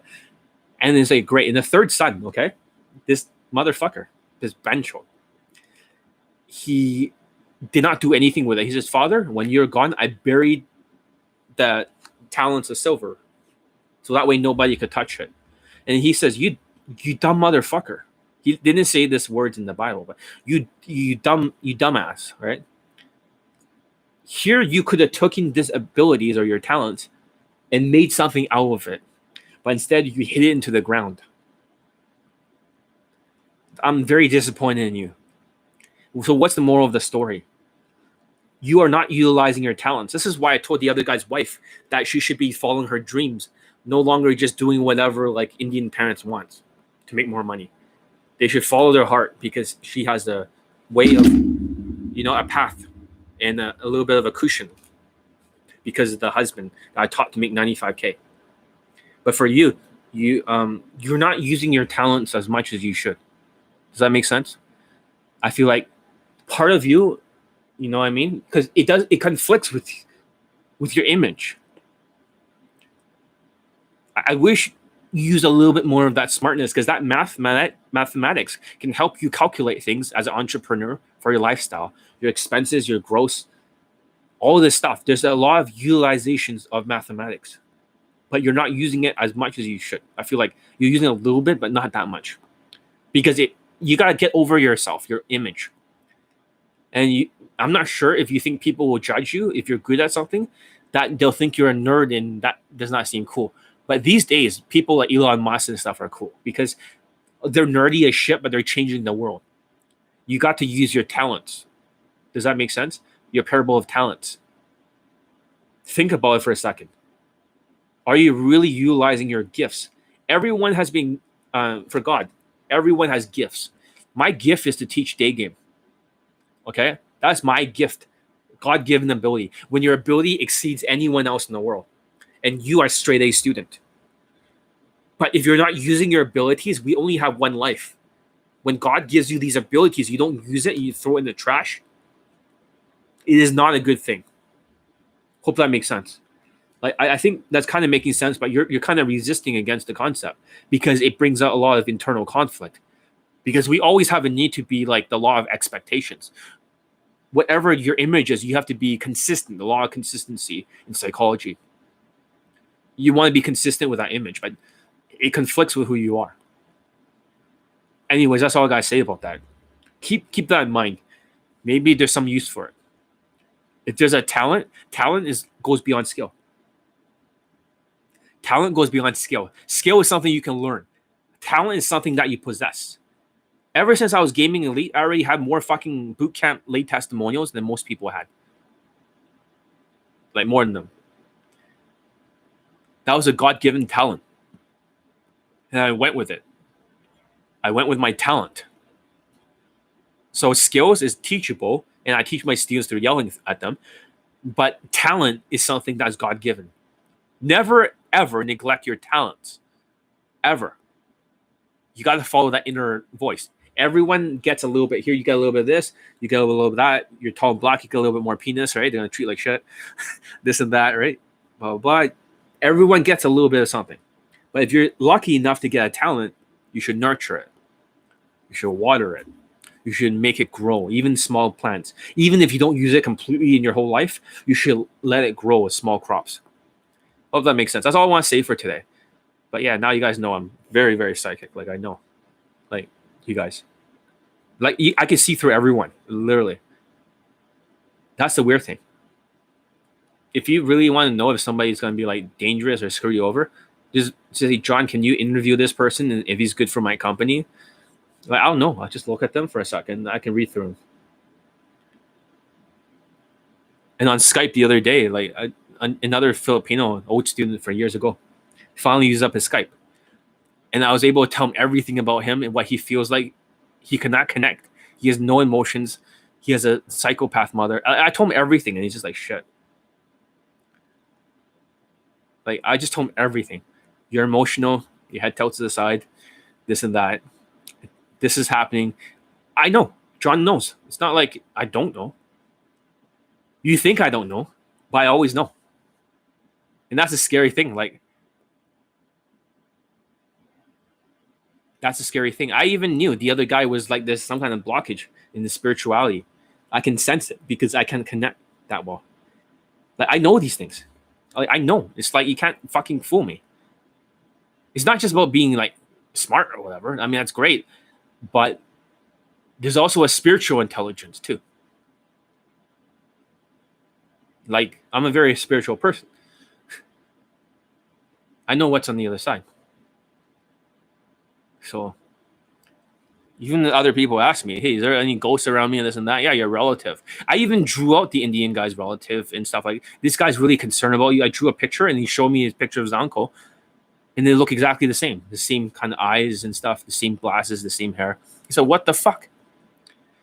So I know these things. I've always been like this. When I was growing up, whenever a sociopath was scheming against me, like, I always get this spider sense, this deja vu that they talk about in the Matrix. I'll see something, for example, I'll see something like the word out of nowhere. It'll say like a Reginald or something in the watch. It just pop in my mind. And I see this in the watch. I'm like, what the fuck? And then another word will pop up. And then I just walk by it and it's like, shit, it goes right in the billboard. So I have this weird fucking ability. And then something does happen. It blows up in my fucking face, but I'm prepared for it. It's almost like you can see the multiverse or some shit. A guy like me having this conversation with you proves that we are in a simulation. Yeah, we probably are in a simulation. Because I know. You have not gotten the most of your abilities in this simulation. That's all I'm saying. You have so much more you can utilize to grow the small crops. Grow the small crops. Doesn't have to be big, right? But it's gonna make you happier in your life. I know we never met, but you can read me and tell me about myself. I'm just curious. You're from California, right? So that's what you said. I have a feeling you're more like a...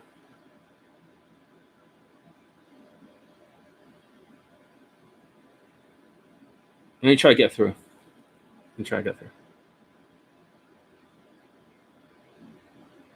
You're always looking... Okay, this is what I feel like, okay? You're mentally kind of fucked. And you're always trying to find the biggest shortcut in life. Right? You're that guy who basically, like... I wouldn't say lazy, but there's a feeling that there is some kind of like, you're always trying to think efficiently, but every time you think efficiently, right, it's always wrong. Everything that you think, oh, this is gonna work better, this is gonna work better, you always try to find a shortcut. So you never really go for the long cut, which is a shortcut. I have a feeling like you are like are you Chinese or something? Like you're more the Eastern Asian. And are you one of my old students?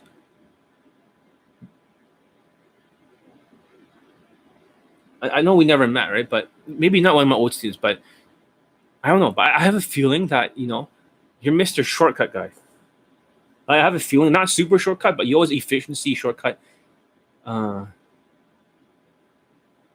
have this sort of engineer kind of thinking, a little bit. That's what I'm feeling. That you're kind of like socially retarded, like to some degree, like really socially fucking retarded. Like you have no awareness of how SMB works. Like you're really, really socially retarded. You're always thinking about like maxing the stats for your value. You never thought about maybe it's, social skills, or maybe it's like other things. You're not that bright. I hate to be insulting you, but you're just not that bright.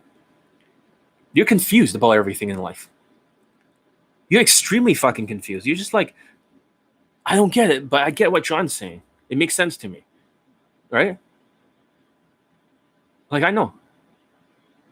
Let's hear your response. Write it quickly. Like, I know. I can read you. Right? Am I right? So you're Chinese. That's what I'm thinking. I could be wrong. I could totally be wrong. But I need to triangulate on who you are. There's a lot of people to triangulate on in California.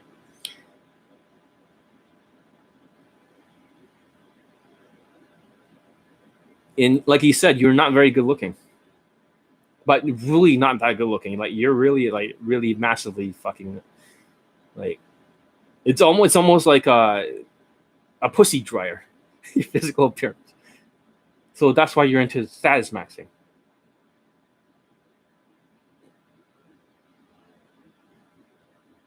But you told me that. But I'm just saying, I'm starting to be able to see your face. You're very fobby looking. Extremely fucking fobby looking. Like the way you dress is just uncalibrated. You're dressing like a fucking Chinese ninja with your fucking black pants. And your stupid Hawaiian looking shirts and shit. Your bright blue and Hawaiian looking fucking stupid shit. And your hair is like shit too. It's like it's like half Asian. A little bit whitewashed, but a little bit half.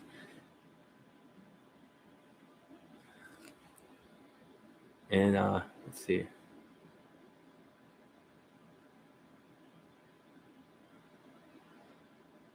You're not super narcissistic compared to most Asians. I honestly just want to fuck TikTok type of girls. Then you need to start building a social media kind of thing. And you got to think about how you can use that to your advantage. Because you need to have a TikTok that's going to bring you status. Hope that makes sense. You'll be playing more of a status game kind of thing. You know what best way to do that? There was a black guy in TikTok. He's always like, right? But the thing is that he gets a lot of attention. You need to find something that can bring you a lot of attention. Okay. Yeah, because you didn't fuck her, right? So therefore, you just made out with her. She's feeling guilt. This is what happens when you have lower SMV. This is like before, when you weren't dressed well and stuff. This is what happens when you're short. It's unfortunate, but you can see how status, right, or the overall value can work against you. So when you're before resisting getting the haircut, getting this and that, this is why I told you to change your fucking Facebook picture too. And you haven't done it, and you got to build a good Instagram with the 6 algorithms. So that's what's happening, because they don't see the status. I told you that I should be fucking looking up your name on the Facebook, and if you fucking change the picture like I told you, you wouldn't be here. I honestly just want. Yeah, but that's what I see from reading you. Okay.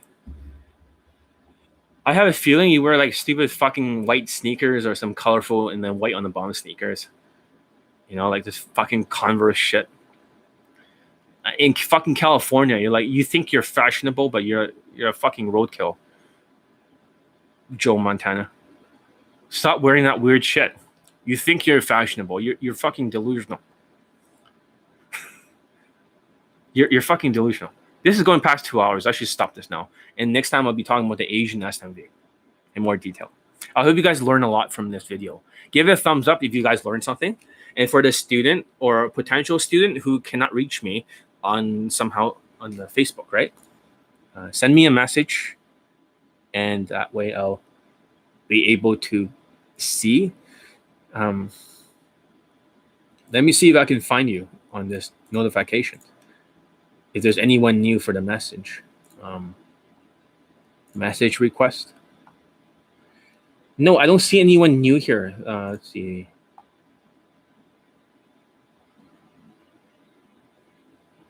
Nope, I don't see anyone new here. So just contact me there. Contact me there. I think that'll make more sense. So Joe Montana, am I accurate about any of this stuff? I bet to some degree I'm somewhat right about your fashion. You are trying to be like fashionable, but you don't know what the fuck. You look at all these stupid California fucks out there dressing this black wash, this Hawaiian looking fashion shit, and you think you got it, but in reality, it's just a fucking pussy dryer. You're like a fucking joke the way you dress. You're like the guy who just Mr. Trying to be cool, trying to be like fitting in, but in reality, you're like a nobody. You're like a fucking kind of a dingleberry. You might get some attention, but that's about it. The wrong attention. And you think it's all a value issue, but in reality, even if you had good social skills and at least a good lifestyle, you can still compensate for this stuff. There's a lot of work to do. At least you're open, like in your mind, you're still teachable right now as you're listening to me. But I bet all of this is like at least in the right direction. I can triangulate more and more, but yeah, I bet I'm in the right direction. I know that's the weird thing.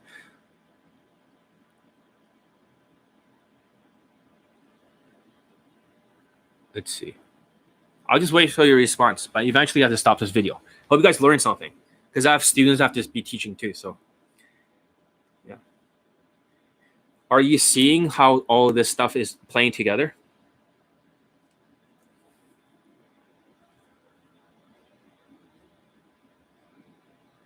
Okay.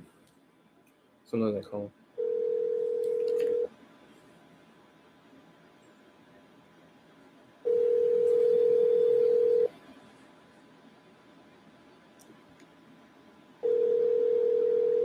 I didn't see your antisocial.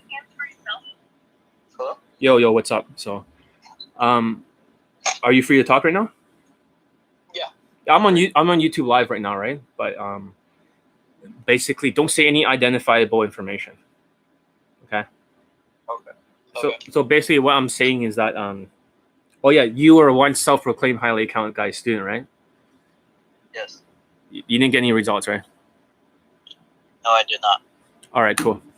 And then you got results around 9th day and 11th day here. Yes, I did.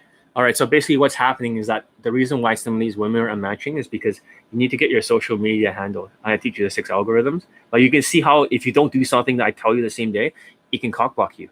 The women are actually searching your pictures online. They're putting your name there.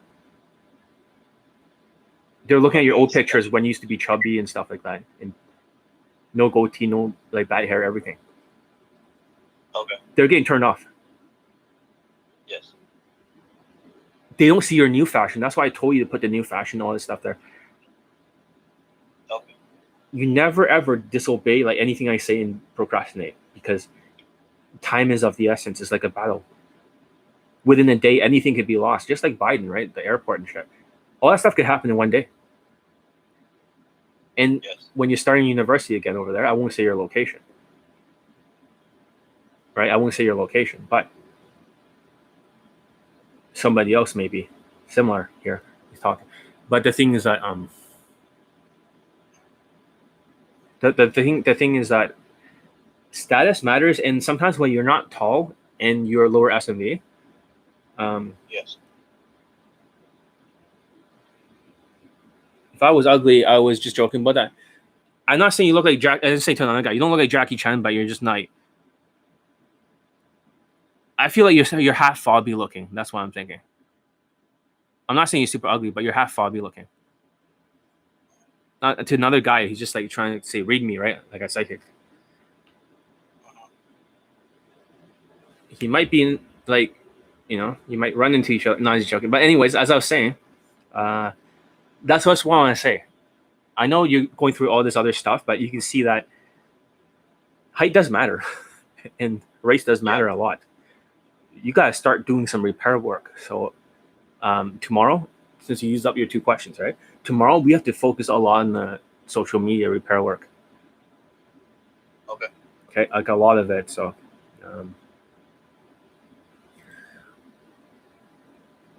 And even if you day game, right, your expressions will have to be there. So you see that you really cannot take anything for granted.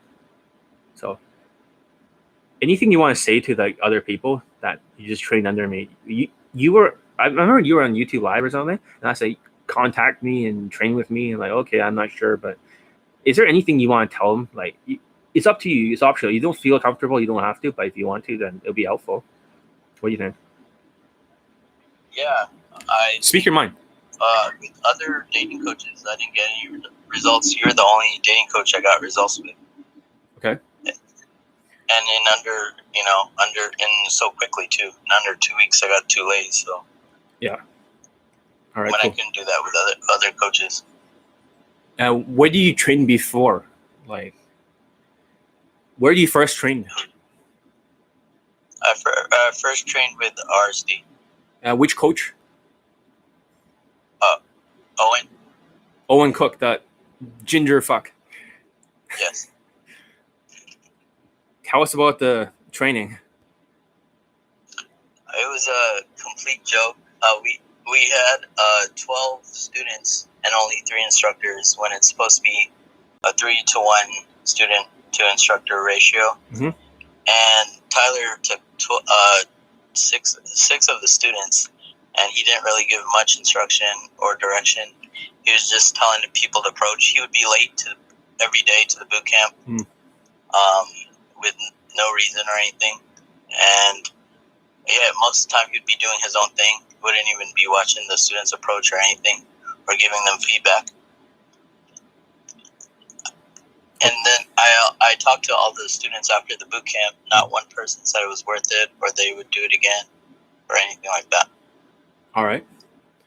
And I think in your testimonial, right, we have to be careful what we say here, okay, for self-proclaimed highly account guy.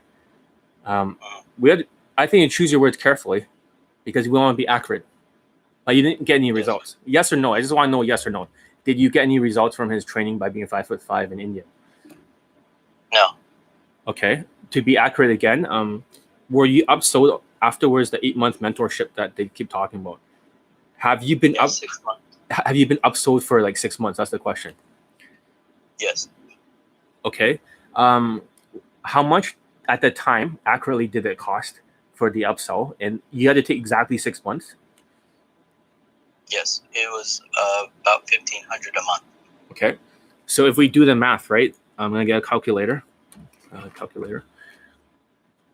And we don't have to tell them the first price of it. This is their business, but the thing is that I'm not going to try to destroy their business or anything like that. I just $1,500 times 6 equals $9,000 for 6 months. Yes. Holy shit. And there are probably people taking this, but okay, I can see why that's expensive. And then the first one is just, we won't say the price, right? But for the 8-month cost, at least more than a few thousand. Am I right? Yeah, the 8-week mentorship, yes. 8 weeks, sorry, not 8 months. Okay. Well, that's all I want to say, right? Because I don't want to say anything else that's untrue. We can talk about the refund rates and all this other people not getting results, but this is like, we want to be so accurate that, very safe, to be safe and accurate. But yes. What you're telling me is 100% true. There is no false information or anything like that. Yes, at the time, everything is 100% true. Okay. Okay. Thank you for letting me know that. But other than that, have you been working on your exercise today for the facial expressions?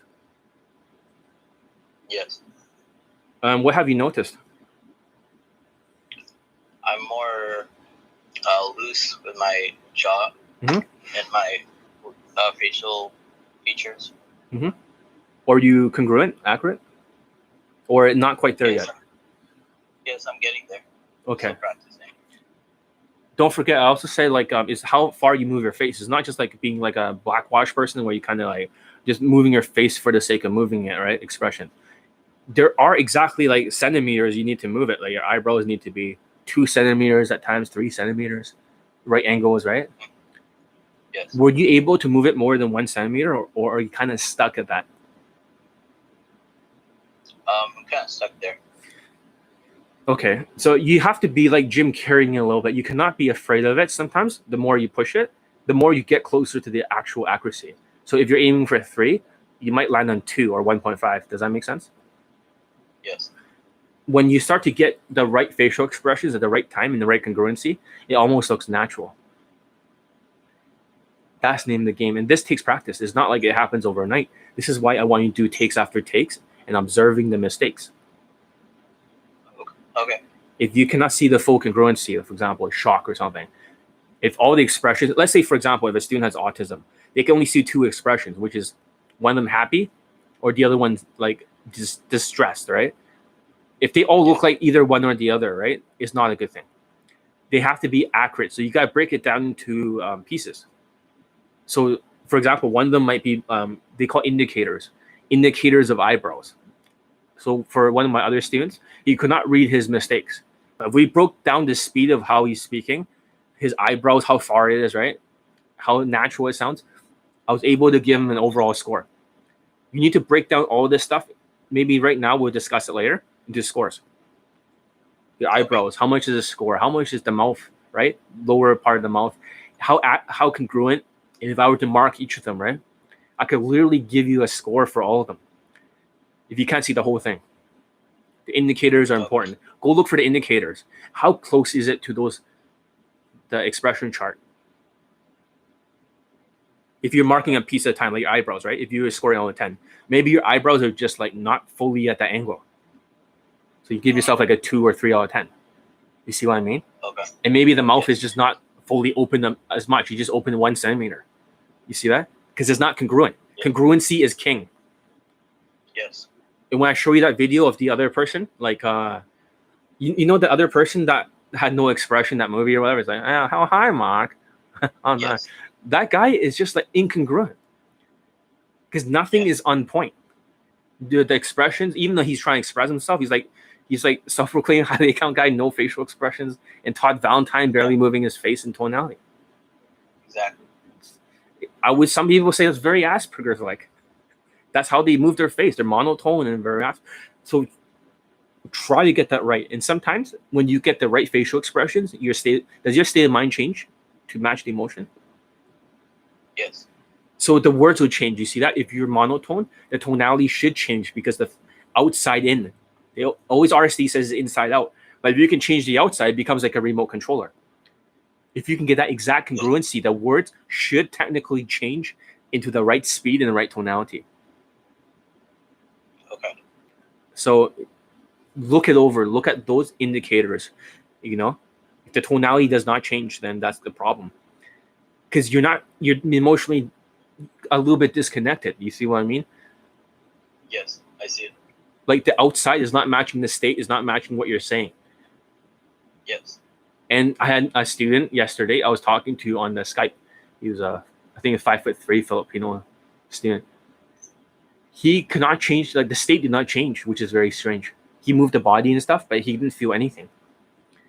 I never seen that before. Only very few students are like that. Oh, okay. If you can't feel something, it'll be very bad for your game. So, but that means the state of mind that I keep saying, like, oh, you gotta be in state, is not true. It's more like you have to be congruent outside in, body language. It has nothing to do with state. Okay. So if you can, like a Pixar movie, if you can move your body congruently like that, you literally have the tonality right, and that raises your value because nonverbal communication is like 50 something percent, tonality is like 30 something percent, and the words, the game is only like fucking 4%, which is retarded. It's like, oh, verbal game is verbal game it's oh game. Fucking retarded, man. Yeah. So if I start looking like Donald Trump and I start looking like I'm gonna, like tease and stuff, right? Then my tonality goes up a little bit, right? He always gets that facial expressions. He gives off his troll kind of facial expressions like this, and he starts talking like this, like, "Oh my God, look at Hillary Clinton, right? Hillary Clinton, right?" Blah, blah, blah. He starts ripping her apart because the outside in, and you can feel it, right? The way I'm talking through the tonality. Yeah. The women, it's not because it's the women can feel your emotions. No, that's a bullshit. It's like, oh, I feel this on the inside. She feels it. No, she's looking at indicators of your tonality, indicators of your body language. She can see the subtle emotions, both of them together. Body language plus tonality. The tonality can slightly change. For example, if I'm not getting to that fun state and I'm trying to move trying to be like Donald Trump, it's different than actually feeling it on the inside. The state like this, right? The tonality changes a little bit. See that? Just a little bit. It sounds similar. Yes. But you feel different. That's how you get it. That's a secret. Okay. Oh shit! Everyone knows on YouTube. Now they know how to do it. It's like they don't need me. I was just joking. No, they still need to train with me to do this. But this is your first day of your training. Now you realize that. You gotta get with Mr. Monotone tonality, Mr. James Bond, right hands in the pocket bullshit. You have a long way to go, but I'm just telling you, like, you fix all these things, right? Even at your height and everything, it wouldn't even matter. You're trained under Johnny Elite. You're completely. But time is of the essence. This battle, it's like finally the Taliban, whatever, it's fighting back. In the beginning you're winning, but now they're fighting back, right? So you gotta be careful that you don't get rejected for the status things and for the lack of fashion in your old Facebook. I'll be texting you exactly what pictures to put there. For now, you better do it fast after my YouTube live is over. Okay. All right, cool. Anyways, I'll talk to you later, and keep up the good work. And yeah, so. All right, cool. No problem. Appreciate all the advice. No problem. So sometimes I talk to my students and stuff. I know I should not be Skyping with them, but for what I've taught him, a lot of the things, right? You can see how status, him being an Indian guy, right, can work against him if he does not have a status maxing, if he doesn't have a cool lifestyle or doesn't have a cool high status job or using some sort of exotic advantage or looking like an Indian person. He's only 5'5". No heel lifts, no boost. He should be wearing that. Like, you see this whole thing. Like, Indians can look like different ethnicities. When he shave off the side of his beard, he looks more Latino. So his perceived natural status goes up. So, yeah. For Joe Montana, I'm just saying, even though you think you're social, you can still be very social and hang around with women and get friend zoned too. So you gotta be careful. You gotta be careful. You gotta be very, very careful, because that's still very beta. So, but I'm feeling like there's something like I still feel like there's something like off. Like, I don't know. I feel like your fashion, if you're showing me that stuff, you'd be like, look at me, John, I got great fashion. And I'll be like, 2 out of 10. So, anyways, thanks. Though I learn a lot. I love to learn. Yeah, exactly. You love to learn, but you need to. That's all I say for you guys today. You guys are dropping off too long. Anyways, I hope you guys enjoyed today's YouTube live. I have no idea what the fuck. I just say whatever's on top of my mind. This is the truth. Wear contact lenses if you're this, and change your hair color. For fuck's sakes. If you're Jewish looking, if you're okay, that part's gone. But if you're Jewish looking, Italian looking, French looking, because you have to compete against your own class too. Should I message you on Skype? It's up to you. If you're not ready to message me and you're still emotionally disconnected, don't do it. But if you want to, set up a Skype and do it, it's up to you. I feel like there's still some kind of reservations behind it. There is no agenda. You do not have to take elite access. I'm not going to upsell you on shit. I am not self-proclaimed high late count guy. So if you want to use up one of the Skype, I do think it's a good strategy. Sacrifice the Like or the finger sacrifice one of them, you still have the other ones functional. You're not losing anything. In fact, you're gaining a lot. Hope that makes sense. And I'll be able to get a better read on you than before. I'll triangulate even more. And yes, we are living in a simulation. That's the truth. Anyways, that's all I say. Anyways, I hope you guys learned a lot. So simulation Johnny Elite out.